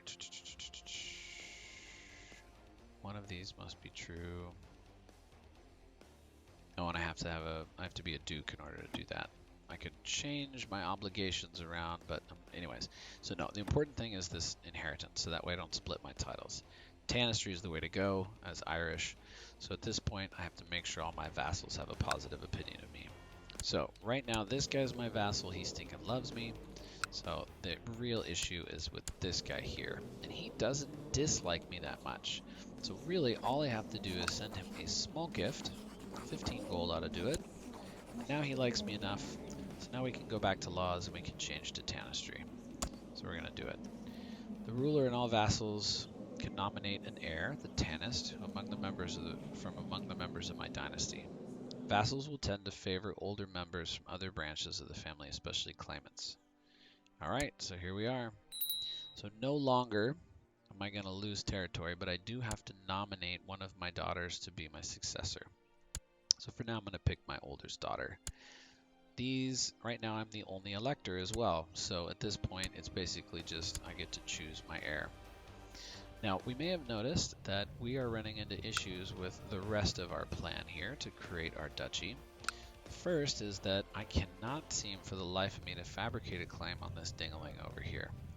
So I'm going to do a couple things. First of all, I'm going to improve religious relations with this guy, because he's my new vassal that matters. And I'm going to try maybe going after this guy instead. He's actually got fewer troops right now. So we'll see. It's possible that when these guys are in your territory, by the way, if I left click on him and then right click on a neighboring territory, even though it's got that little red cross on it, I can actually move him over. He keeps the same mission, but I've simply moved him to a different territory. When you have somebody in your territory who's trying to fabricate a claim, you as the holder of that territory can bribe them to give up their claim. And so it's possible that that guy has been fallen victim to bribes. And so we're going to try this other territory instead. All right, I have a new person who wants to be my spy master. He has a 12 as opposed to a 10. But my current spy master likes me a lot more. So I am going to keep my current guy. Again, your spy master has to like you. If he hates you, oh, he was previously fired from council. Yeah, I'm going to leave him out. If he doesn't like you, then he's more likely to plot against you, and your spy master has extra power when it comes to the plotting. So It's important to be aware of that. You don't want to just pick anybody to be your spy master. Sometimes it's better to pick somebody who has less intrigue and likes you more. All right, my spy master has succeeded in stealing technology from the petty kingdom of Mumu. So I'm going to say that that's wonderful. We're going to gain technology points. So this is how technology works in the game. It's relatively difficult to generate technology points. Once you do, though, you spend them in these different areas, military, economy, and culture, and they provide you with different benefits. Usually in my games, my tactic is to increase my military organization to maximum, increase my improve keeps to maximum so I can upgrade the city walls in all my territories, and then upgrade my legalism and majesty so I can become an empire title and full controls of the laws. We're playing a game here without conclave, so we don't have access to the same laws and rules, and I'm also playing without retinues, so we don't necessarily have that as a part of what we're doing here.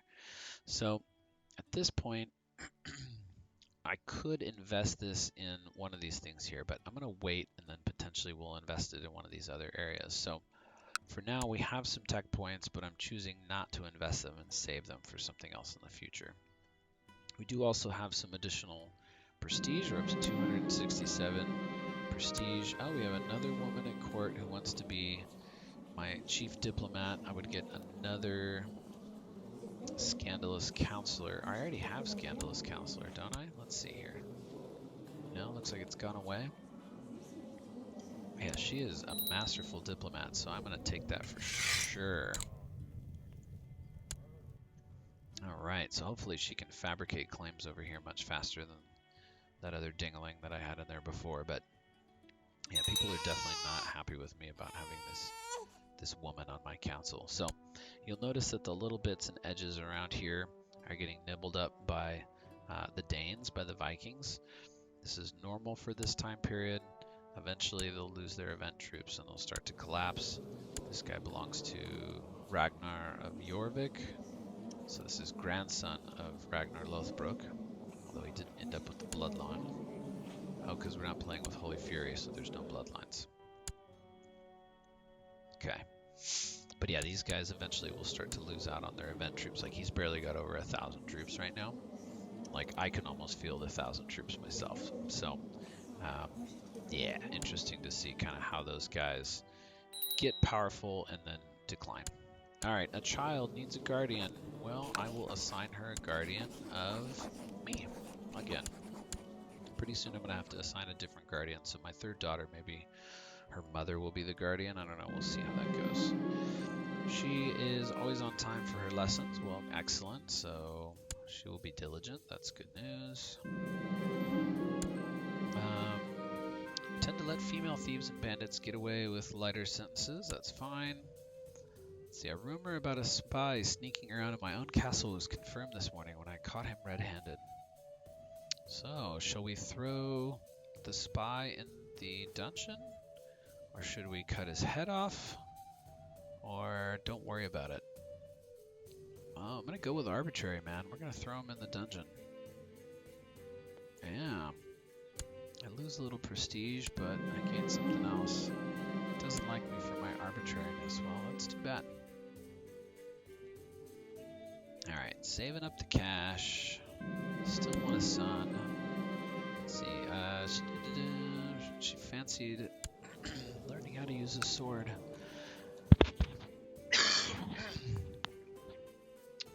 Sure. Alright. She is now brave. My little shield maiden. It's awesome. Alright. So again, saving up, saving up, saving up. I need to be able to attack these territories because again, I have no casus belli right now, so I could not declare war on them at all. I need to fabricate a claim on one of these territories here. Come on, Super Chancellor, you can do it. My Spy Master hates me. I'm going to send him a gift. Now he doesn't hate me. That's good. He spent some of our cash, but it was only 15 gold ducats. It was totally worth it. And we're starting to get some troops now from our second territory. So we've lost those 2 modifiers. So the idea of having sort of new administration and recently conquered is now going away. Yes, and we have a claim. We're going to use it, so now it costs more than it did previously, but still worth it. So now we have a strong claim over here, and we'll go ahead and do a claim there while we're at it. Who knows? These green bars underneath represent our ability to get all our troops out. So the left bar represents the garrison, and the right bar represents the levy. So our garrison is full, so the amount of troops that are sort of defending this territory should it be attacked. The levy is not full, but we still have 207 out of the 326 that would be able to be provided. And so my total could be as much as 896, but right now I can only provide up to 777 of those. So as time goes on, we'll recruit more men from the countryside, and that will go up. She needs a guardian, so we will let her mother be her guardian. Is courtier. There she is. Alright. Is my court chaplain? We did. Oh man. My daughter was bitten by a snake. Brave little fool keeps seeking out danger. That's my lass. Alright, so my super duper chaplain is gone. I'm going to replace him with this dingaling here, who was recently fired, but now is up to 16 in his scholarship. So it looks like he went on an adventure and failed. But I'll take him. And I'll have him improve relations with, this guy here. Oh, what was he doing? Studying tech. Did not mean to recall him. Okay. Alright, let's keep it going here, guys. She's shy, so I'll talk to her. Maybe she'll be gregarious instead. Oh, I can arrest someone. So this lady here, I have reason to arrest. And why is that? Because she's a known murderer. So she is the wife of my court chaplain. I don't know who she murdered. She's a Welsh woman. I'm not necessarily interested in having her imprisoned right now. Maybe later. Let's look at intrigue and see, are there any known plots? I don't see any. Okay, so for now, we're good. I don't necessarily want to have anybody killed. My daughter, the brilliant strategist. Excellent. What I'm going to do is I'm going to marry her, but I'm going to do something really important. I'm going to marry her in a matrilineal marriage, which means that she will, all children of hers will be of my dynasty. Marrying off your daughters in regular marriages is great for alliances, but not so great for keeping your dynasty alive. So I have some amazing choices here, including the Prince of West Francia and the heir to the Kingdom of Aquitaine. This would give my future grandchildren a claim on both West Francia and Aquitaine, so that's awesome. As well as a potential ally in the King of France and West Francia and Aquitaine. So I'm going to do that for sure. And he is a Carling, so there you go. Perfect. So we now have her married. Hopefully she'll start popping out some kids. I've got some grandkids here. We'll see how that works out. We have a Catholic uprising that looks like it's stomping all over these heathens. And again, I have a claim. This guy has 740. I have 833. So unless I can scare up, unless my steward can scare up some of these guys who have a 5% chance yearly, or unless I can afford to hire some mercenaries, I am not ready to go to war yet. So we'll keep waiting. Again, if I can scare up an army, that'll make it worth it. Alright, so again, just burning through time here. So this is the initial part of the game that runs kind of slow, because you're working with little to no casus belli or claims. It's interesting, like, the tutorial for the game takes place over here in Spain, and this can be really difficult because the Umayyads can be really strong, but it gives you immediate casus belli available in terms of, oh, look at that, yeah, so my son-in-law is king of Aquitaine, so if I wanted to form an alliance, do I want to do that yet? I don't think I do, because that'll probably end up at war with the Umyads, but I'll give my grandson or granddaughter a claim on Aquitaine, so we'll keep that. Anyways, it gives you a instant availability to Holy Wars, so that's a CB that you can take advantage of right away. Alright, my wife is upset, so what do? We spend 5 gold to give 15, or we do 10 gold for 20. Let's do that. There we go.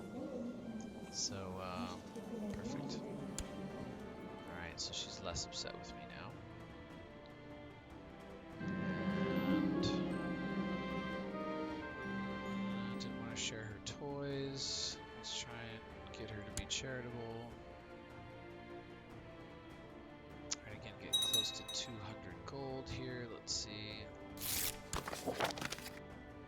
Alright, we were able to steal technology successfully. What did we get that time? Oh, we got culture. So we got culture. Alright, so legalism. What else is better? Majesty, maybe. Okay, that's okay. Alright, still wait. It'll tell us when we sort of like pick any of them. So I'll wait for that point to upgrade. Alright, burning time. Hoping to get some claims. And hoping to build up an army. Let's see. This guy admires my ambition. I'm going to charge him 10 gold to teach him to be more ambitious. So I'll take it. Thank you very much. So at this point, I could technically hire mercenaries, but they cost 10 per month. So once I hire them, I'm going to have 60 left over, so I'm only going to be able to hire them for 6 months, and I'm going to burn through all my cash. My Chancellor, she's slothful. I'm going to give her a stern talking to. Yeah, let's see here. My daughter will gain patient. Perfect. Let's see. I didn't really expect her to talk back, but the anger that filled her fast was vented immediately. Alright, so she's pissed because she's lazy, and I told her not to be lazy anymore. And we have another claim. Awesome. So I have claims on both of these territories now, which is great, which means I don't need her to do that anymore. So I could have her build claims on other territories around the outside, but what I will do instead is I will have her patch things up with my own guys. So my people who are pissed at me for having scandalous counselors. Oh, I can't do that. That's right. I have to improve diplomatic relations with somebody else nearby. Where I can sow dissent, where I can fabricate claims. I suppose I might as well just go ahead and fabricate claims. What are my other nearby duchies? So Ulster is available, but I can holy war those guys. Oriel, who's he at war? Oh, he's already a duke.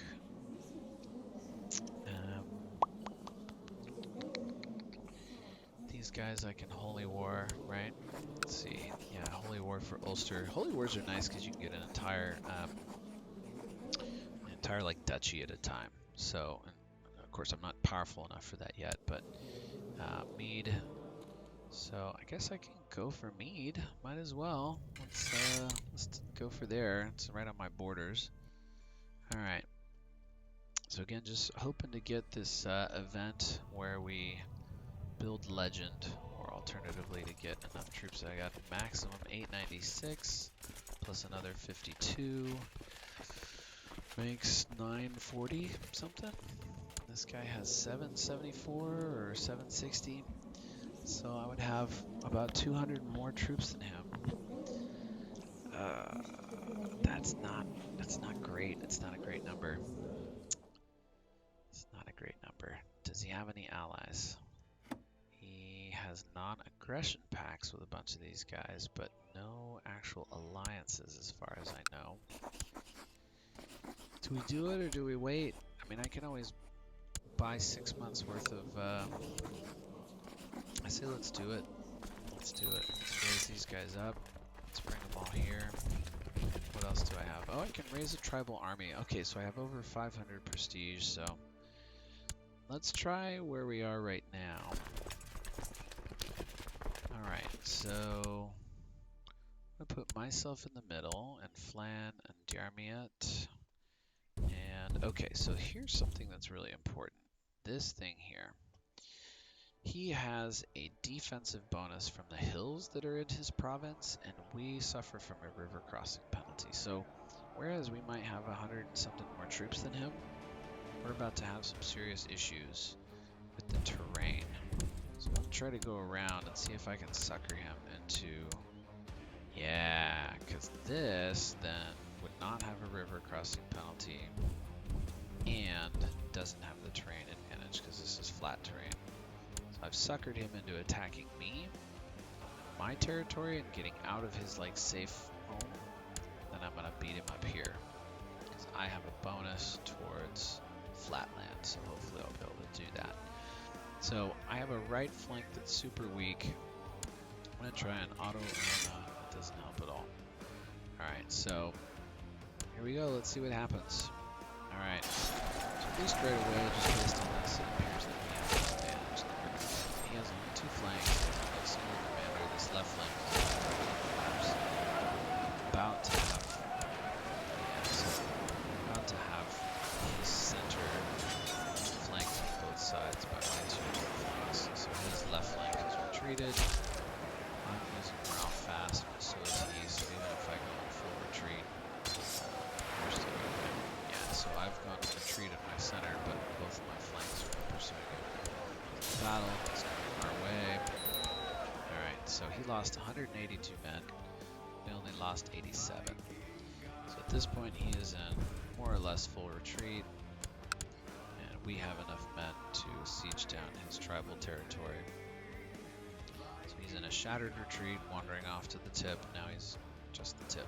He's now coming back. He's going to try to siege my territory down again. I'm going to finish with this siege first, and then I'm going to again wrap up through here to fight him.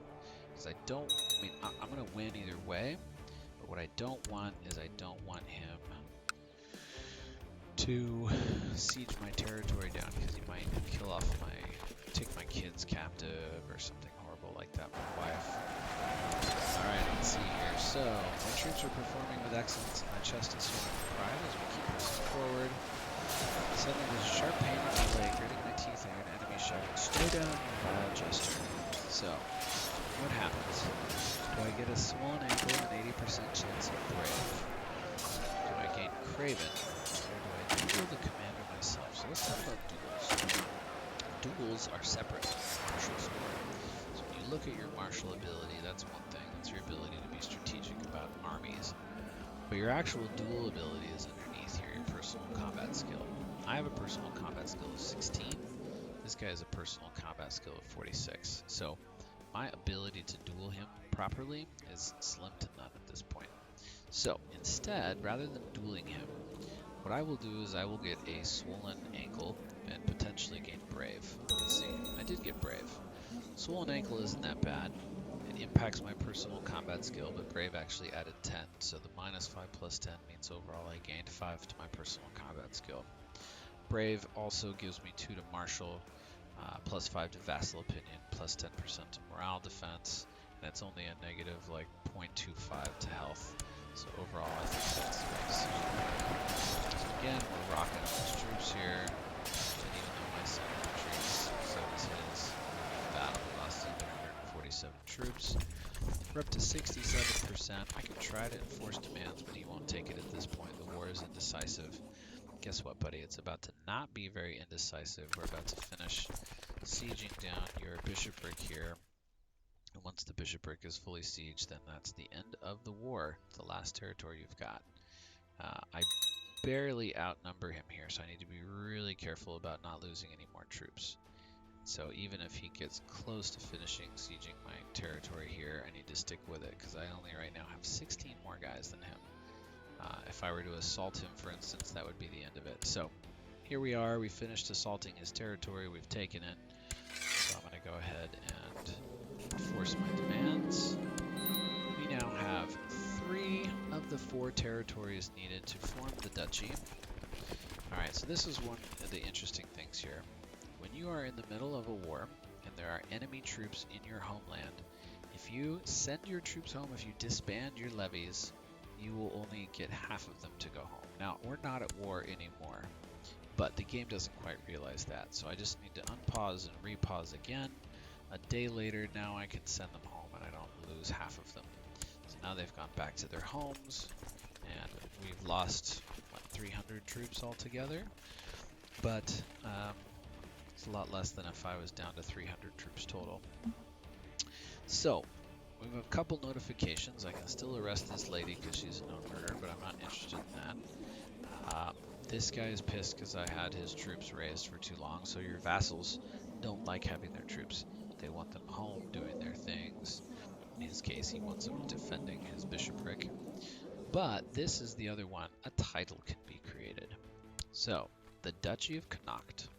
I now have enough territory, so 3 of the 4, over 50%, and I have enough money to form the Duchy of Connacht. So folks, we're about to go from single count to Duke with 3 territories in my domain, and boom, here we are, our shield changes, and I have created the Petty Kingdom of Connacht. Alright, so a couple things here that we have seen. Number 1, I have to nominate my successor again, so we're going to do that. The Queen of Aquitaine, my daughter, who has no children yet, but she in the matrilineal marriage, so we're going to have my dynasty at the very least on the throne of Aquitaine. We also have the ability to do additional titles. So Master of Horse, Master of the Hunt, 2 more commanders, so we're going to do that right now. This guy, and so again, I want to avoid these guys because they can't both do a job for me, work on my council, and also lead troops at the same time. So I'm going to skip them, and I'm going to go down to Dungal. Dungal? Excellent. And then we have a new Casus Belli. So this guy here, I don't necessarily need a personal claim on his land because I have a new Casus Belli called de jure claim. So I could attack him with a de jure claim. This basically says, hey, I'm the Duke of Connacht. Your territory lies within the de jure area of Connacht. So you should be my vassal. I could also just offer him my vassalization. I could just say, hey, dude, be my vassal. But he doesn't like me. He doesn't think I'm strong enough. He's right. Right now he has far more troops than I do. So what we'll do instead is we'll just hang tight. Maybe go raiding. I don't know. We'll see. And we'll just wait for him, for our troops to recharge, and then we'll just go attack and take that as part of our personal domain, and then all 4 of these territories will belong to us. And by then, hopefully, some of this recently conquered and new administration stuff will have gone. So, next step. Now that we are a duke, the next step is going to be a king. So what do we need for that? I need 2 duchy titles, so I need a 2nd duchy title. I could probably get Mumu at this point because they only have 1. I also need over 50% of Ireland. Right now I have 15%, so I need essentially 10 counties, and I have 3. So I need 7 more counties in Ireland. I could do that with a couple holy wars against these guys here. But he's got over 1,000 troops, and I just don't have enough. I could do Holy War for Ulster and gain those 2 right there, but then I'd be fighting against these guys as well. So let's leave the pagans alone for right now. This guy is part of the Siskagwilian Revolt, so we'll leave them alone for right now. We'll try to recharge our cash and see what else we can gain here.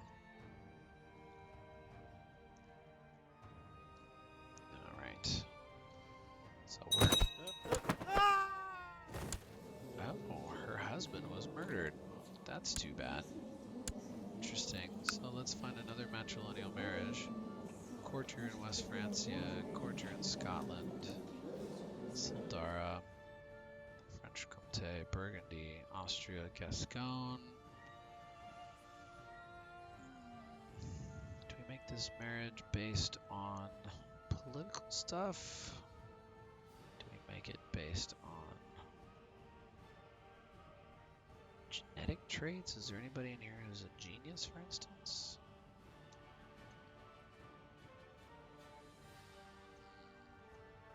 So I want her to start popping some kids out, so this guy's traits aren't too bad.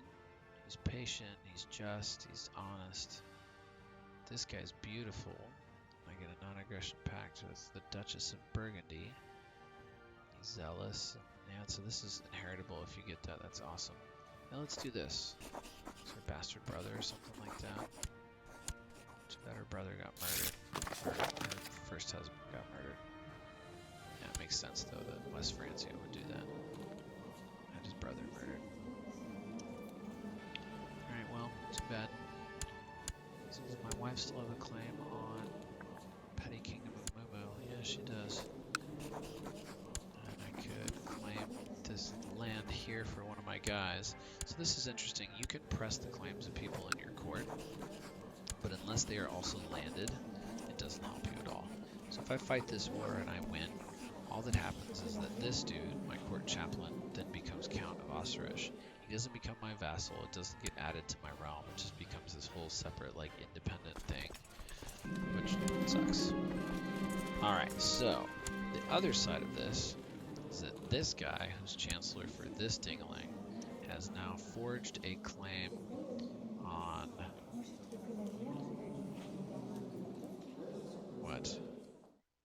One of my territories. So he's got a claim on this area here. Yeah. Alright. That's not going to do anything for him. His troop count is so low, he's not going to be able to do anything. That ugly guy. He's ugly right here. Ugly. And pretty soon I'm going to have enough troops that I'm going to be able to just stomp him down. So I'm just going to wait until my troop counts are restored. And then I'm just going to attack him and wipe him out. Again, if I need, I can raise my 2,500 strong tribal levies, so I don't necessarily need to buy what are they, mercenaries. Alright, so these guys here are no longer under new whatever, so I have full access to these troops. They need to restore, but the ones that are there are fully accessible. Alright. Hedge Knights. Gregarious. It's a good thing to have for your diplomacy. So that's good. Ups my diplomacy. Diplomacy affects how many vassals you can have. Let's see. Participate in a minor tournament. Sadly, one of the landless vagabonds is severely injured. Well, let's allow them to stay in the castle while he recovers. Yeah, I can afford prestige more than I can afford money, so that's good. My daughter is becoming a glutton. We'll try to make her not a glutton. Let's see if that works out. And our income is improving. We're up to 1 per month, or 1.17 per month, so that's good. That's really good. All right, a host of raiders. Raiders. All right, let's see here. How many boats can I raise? Yeah. All right, let's go a looting. So these guys here, and then let's raise up my boats.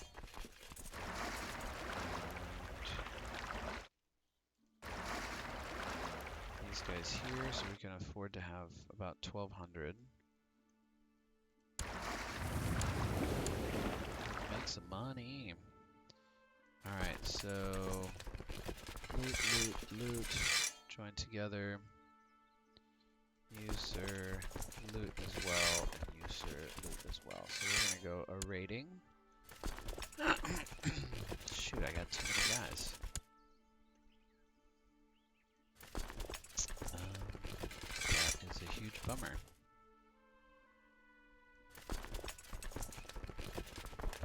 Wow, that's rough. Like I guess I'll send these guys. No, those are my special event troops. Wow.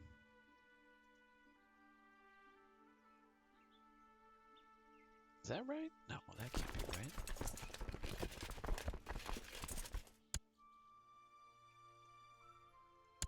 Okay. These guys will go. Alright, so who are we gonna raid? Let's take a look. Looks like these dealings are involved in a civil war down here, so they're probably too busy to worry about anything. Yeah, so we're gonna go raid these guys. Get some cash. Give me the cash. This area here's got some nice loot, and we'll see if maybe we can even like finish actually like assaulting the whole castle itself. Alicer del Sol, let's see. Oh yeah, I got enough troops that we can actually finish. So obviously raiding the countryside is awesome, but when you can actually assault the keep itself, you get a lot more. So these guys want to come attack me. I outnumber them. I don't necessarily want to get in a big battle with these guys. But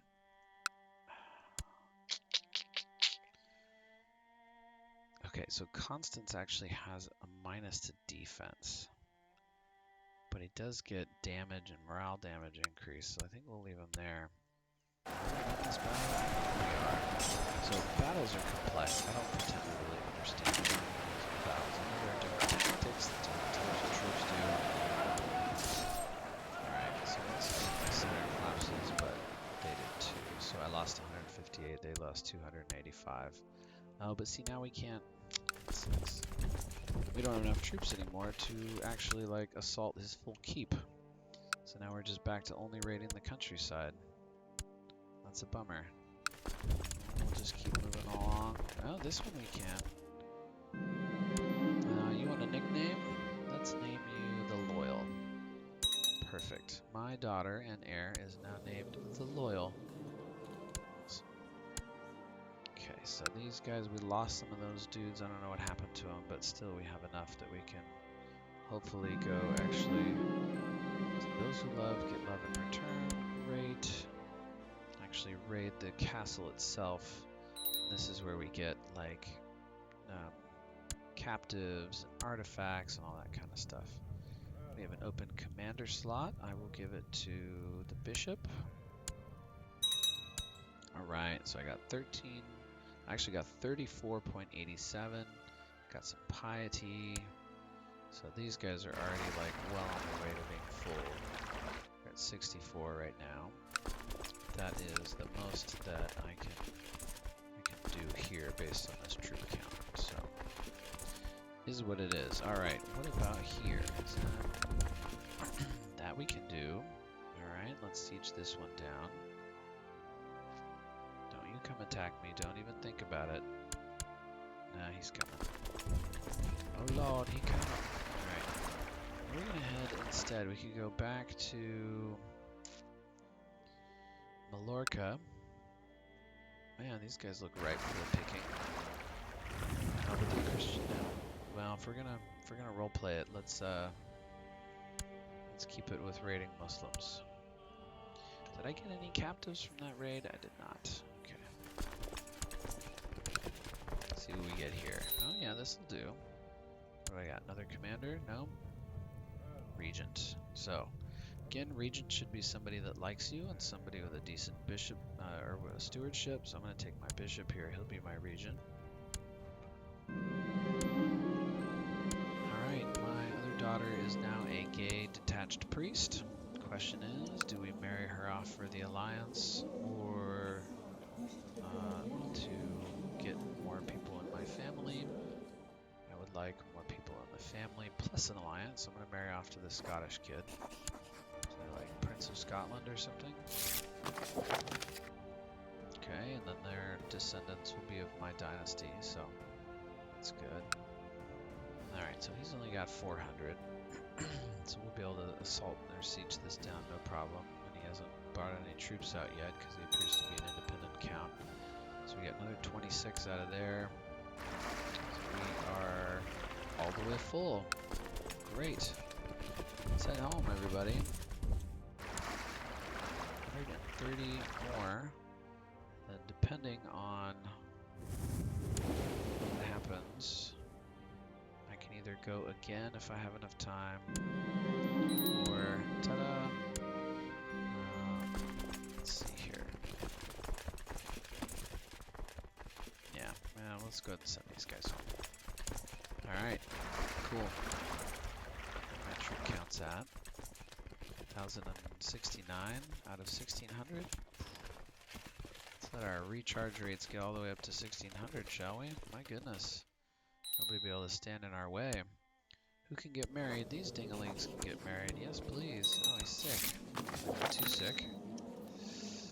Alright, and I have a weak claim that I can press. The Duchy of Burgundy for my son-in-law. This guy likes me. That's good to hear. And again, we're going to go ahead and just keep it going. Who's this? Random courtier. Alright, cool. Up to 1,100. My family chronicles, so I will give him patronage. This is one of those sinful traits. So by the way, these traits, these character traits, the ones that are red are the 7 deadly sins, and the ones that are green are the 7 virtues. This is one of the sinful traits. It's really not that bad. Monthly prestige is great, actually, so I'm going to go for that one. I don't know if I actually got it or not. Oh, and by the way, I've gotten to be old. 51 now. My wife is 43. I don't care about having a son anymore, so let's form a different ambition. Gives me subjugation causes belly. Let's try to be King of Ireland. It's not going to happen in my lifetime, but I'm going to try to do it anyways. So now I have unlimited use of the subjugation causes belly. So I can, I don't know, but I can subjugate this guy, not that I don't already have. Oh, is that not true? What is going on here? Can I subjugate this guy? No. What the heck, Alec? About this guy? No. Wow, I don't know. Why don't I have access? Is that if I'm pagan? No, if pagan with succession law set to elective gabble kind. Boo. Boo. Well, that's useful for putting together like the Kingdom of Svejod or Empire of Scandinavia, stuff like that, but not so helpful, I guess, in my case. Boo. Alright, Dungal. I need a regent. Who will be my regent? Who likes me the most? How about my daughter and heir? That's perfect. These dinglings can get married. Let's do it. Alright. Let's see here. What does this guy want? He wants an alliance. He's busy fighting against Jorvik. No, sir, I do not want an alliance because that will then bring me into war with Jorvik. I got a claim. Let's take it. Nice. We'll keep it moving. Alright, 600 for him versus 1,300 for me. You, sir. Sorry, dude, but you're going down. So, bring all these troops over here. Oh, those demons got caught. I lost 16 men. Alright, so, or 19. I lost 19 men. Alright, but I got 1,300 here. Constance. Dungal put me in here. Other Dungal. Put Diarmat in there.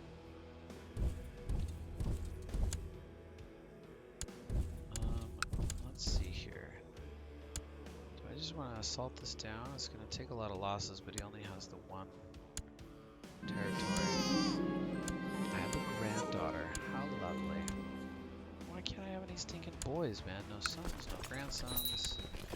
What on earth? Alright, are we going to do this first? Let's do this. Oh, it hurts so bad. We're there. There we go. So there we are at 100%. Alright. Go away. Ta-da! Alright, we're going to send these guys home. Perfect. So we are up to our maximum size domain, and we have all of the de jure kingdom, or yeah, petty kingdom, I guess, of Connacht under us. So really, we're just a duke, but we're a petty king, I suppose. Claim mead for myself. He has an ally, so if I declare war, this county here in Wales, this random little county in Wales, might also join him in the war. Well, luckily I'm not too worried about that. And now my third daughter is of age. She is a freaking lunatic, which is awesome. It is super fun to play as a lunatic, by the way. If you haven't had a chance to do it, you get all kinds of really amazing like role-playing events and like crazy things you can do, so it's pretty cool. Alright, bunch of random folks from all over the place. Who will I make to be her husband?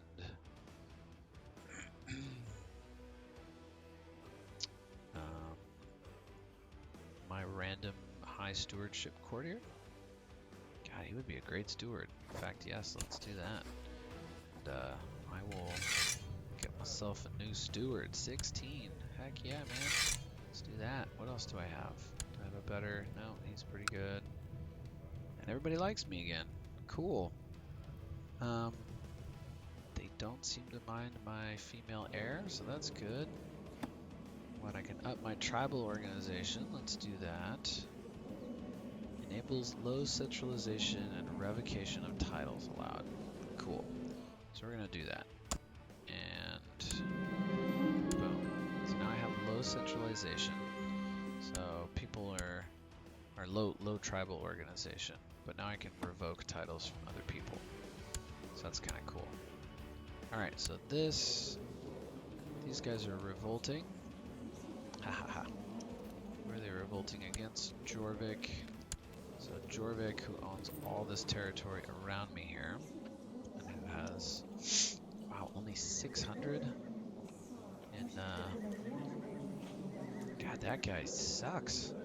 So this might be a great opportunity actually for me to attack him in a holy war for this other duchy at the north here. So he only has 500 troops. Why? I don't know. He doesn't have much prestige, so he can't raise like tribal levies. I could take 3 of these territories right here all at once. He's also facing off against a revolt that has actually more troops than he does. So let's give it a second to see what happens to his troop count. Is it going to go up at all? It's not. He is super weak. I'm going to do it, man. We're going to do it. Holy War for Ulster. So I get 3. Now other Germanic rulers might join him. Well, luckily I don't have a lot of those nearby, and if I can siege these territories down fast enough and win a few battles, I think I'll be in good shape. So we're going to do a holy war for Ulster here. All right.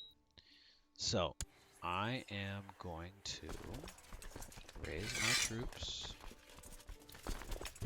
and I'm going to call up a single tribal army of 2,500 men. So this gives me over 3,000 men total. Almost 3,500. All right.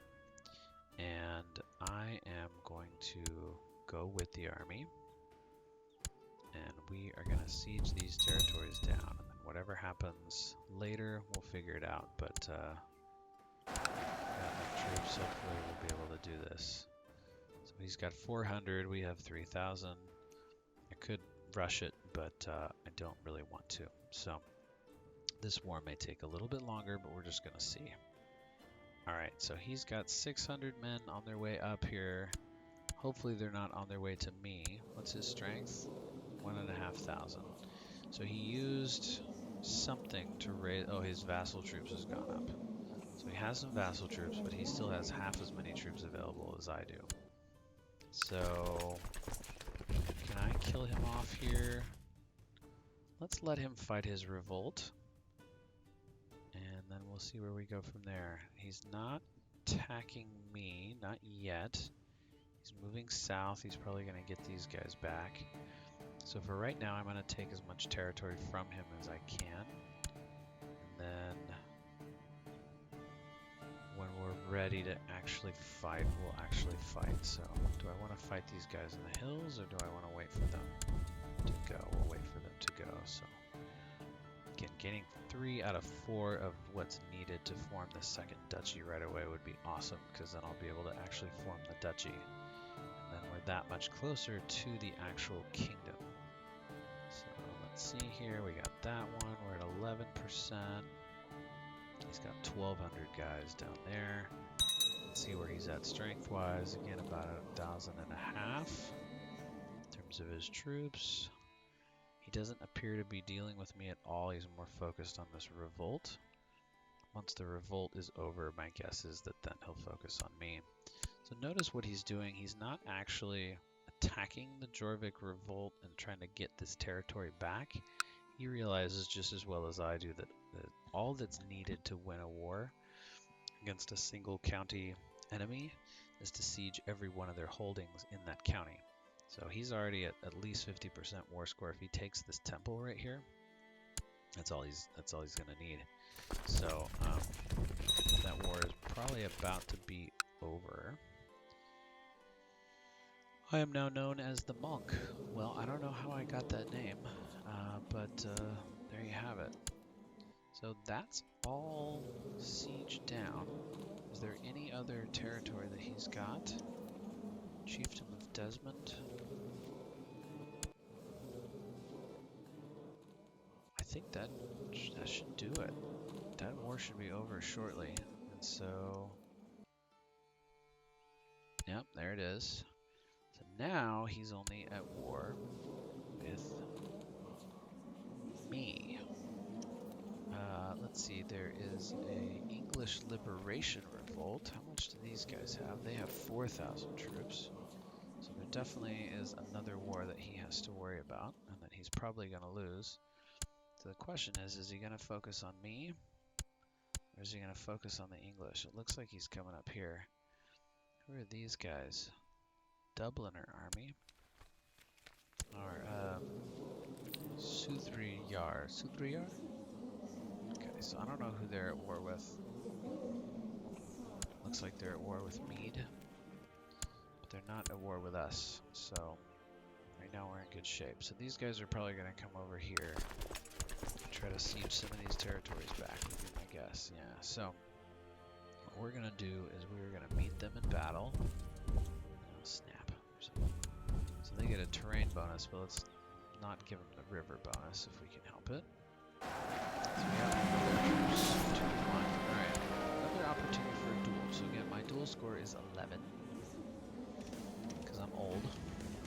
And this guy's is 13. I would say let's not duel him, so I'll just tell everyone that he's a coward, and I gain some prestige for that. So luckily I haven't died in battle yet, or been made incapable or anything like that. So unfortunately, I am losing. I had more troops than him. He had better commanders or better troops or something. So I'm going to run away. In fact, I'm already going to retreat, so I don't control much of that.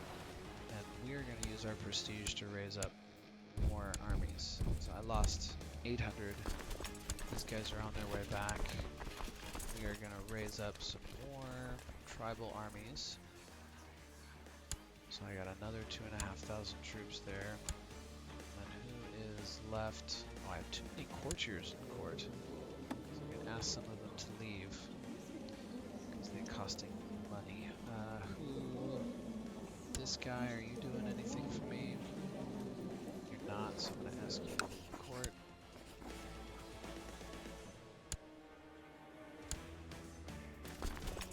Alright, let's try this again, shall we? We'll replace Dungle with Dermate.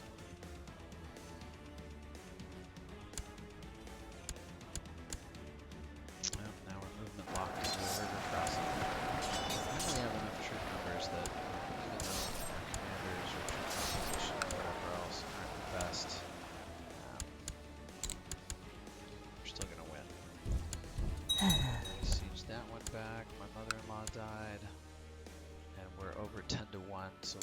assault that, and we lost 200 troops, which sucks, but it's the end of the world.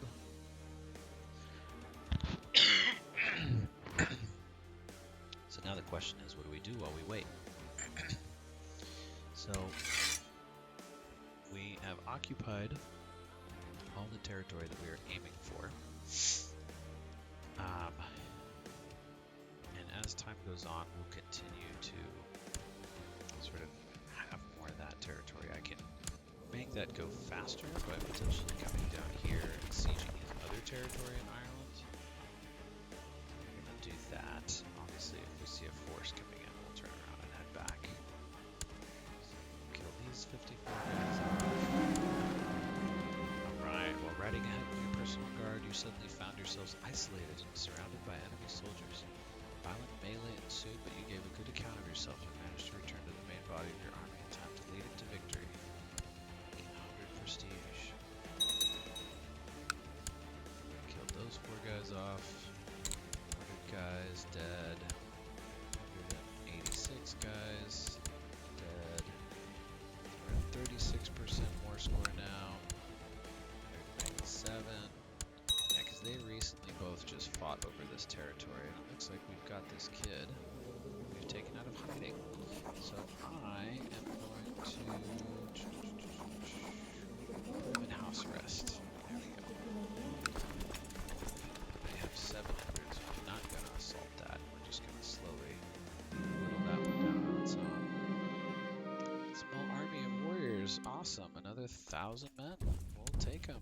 Hopefully they don't disband for me not declaring a new war and they accept my existing war as being enough. 5,000 men here. Alright, hopefully that's enough. So we're at 51% more score. And the question is what to do next. I'm going to come up here and then we're going to cross over there and fight inside.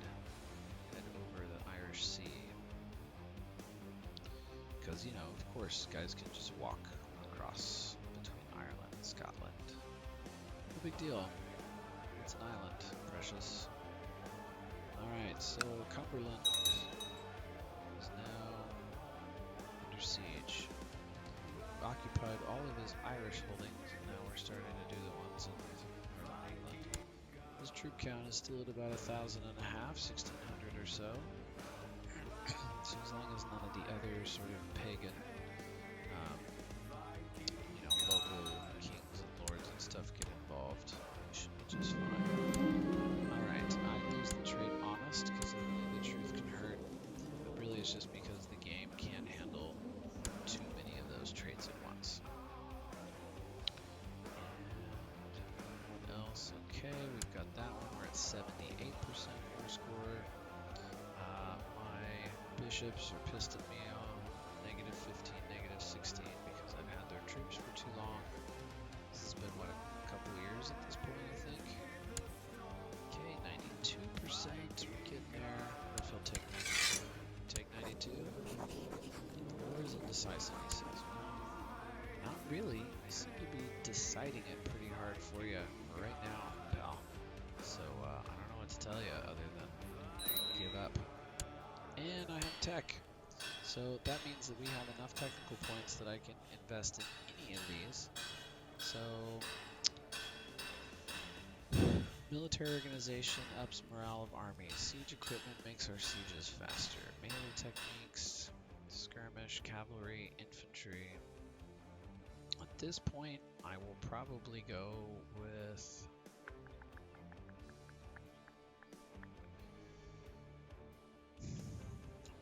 infantry. Alright. And then I can I have some left over. Let's do some military organization. We'll do skirmish techniques too. And siege equipment. Alright. Cavalry while we're at it. Okay, everything's at least at level 1 and infantry's not level 2, so that's good. Good tech. Hopefully with this that'll bring us to 100. It did not.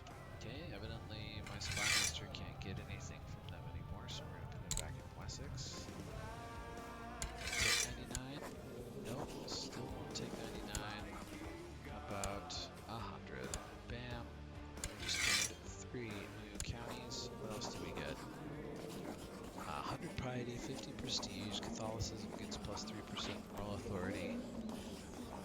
vassalize lords of my religion and take all other titles in the Duchy of Ulster. Boom.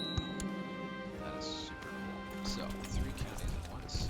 Now, we are way over our domain limit. We now have 10 territories, 10 holdings that are personally ours. We were at 4. How did we gain 6 more when we only gained 3 territories? The answer to that is that each of these counties has within it 2 holdings. They have the tribal holding, but they also have the bishopric. So what I'm going to do is I'm going to create a new bishop for these bishoprics. And the easiest way to do that is to simply right-click on the holding itself, click this little button here, create new vassal. So what I've done now hasn't solved my overall problem, but I've invented this guy from scratch. This Irish, he always is your culture and your religion. And I'm going to do the same here, create new vassal, and here, create new vassal. So I'm still over my limit. I'm at 7 out of the 4 that I can normally have. Let's see if I create another duchy, is that going to help me? So now I'm Duke of Ulster as well as Duke of Connacht, or I should say High Chiefdom of Ulster. Did that up upped it by 1. So now it's out of 5. So I'm 2 over. So I need to hand out some of this territory because as I'm over my vassal limit, it pisses everybody off, and it means that my tax incomes and all that stuff are less than they would be otherwise. So what I would like to do is I would like to give some of that land away. I need to find a man. So for instance, this dingling here is married to my wife, would be perfect, or married to my daughter. I mean, he's going to be awesome for that. And I'm going to give him which of these territories makes the most sense. These are both really good, and I think this is actually the capital. So Ulster itself, or Udlaith, is something I'm going to keep for myself. So this one is going to be mine. These other 2 I'm going to hand off. So I hit the B button to go back. I'm going to grant him a landed title of Tir Chanel. So he now is my vassal count. This is our first vassal, and so now you'll see this number here under vassal limit. We now have 1 out of a total of 19 available vassals. So that's where we're at. We have our first vassal count. And again, the thing is here is that we can't manage all this territory on our own. We just can't. The other thing I will do is I will give land to my spy master. He is not currently married. I'm sure he will be soon, but I'm going to give him Tir Egwene to keep him happy with me. There we go. So now I am down under my domain limit. I am definitely still under my vassal limit. I am a new duke. This guy, let's see, who can I declare war on? Can't declare war on him because he belongs to this guy. And I can't declare war on him because I have my armies raised. And so as soon as my armies come home, I will disband them. And then I will have the option to declare war again. So go home. So now, if I wanted to, I could declare a de jure war claim for Oriel. So, we now own most of Northern Ireland. We have sort of Western Ireland. We have 7 of the needed 10 counties in order to create the Kingdom of Ireland. We can immediately take Mead if we wanted to, and we could take Oriel as a part of a de jure claim, but that still leaves us 1 short. Suppose I could attack these guys here as a part of a holy war. So we could take 2 counties from them, Mead and Surijar, or Suthriyar, because this is this is a thorn.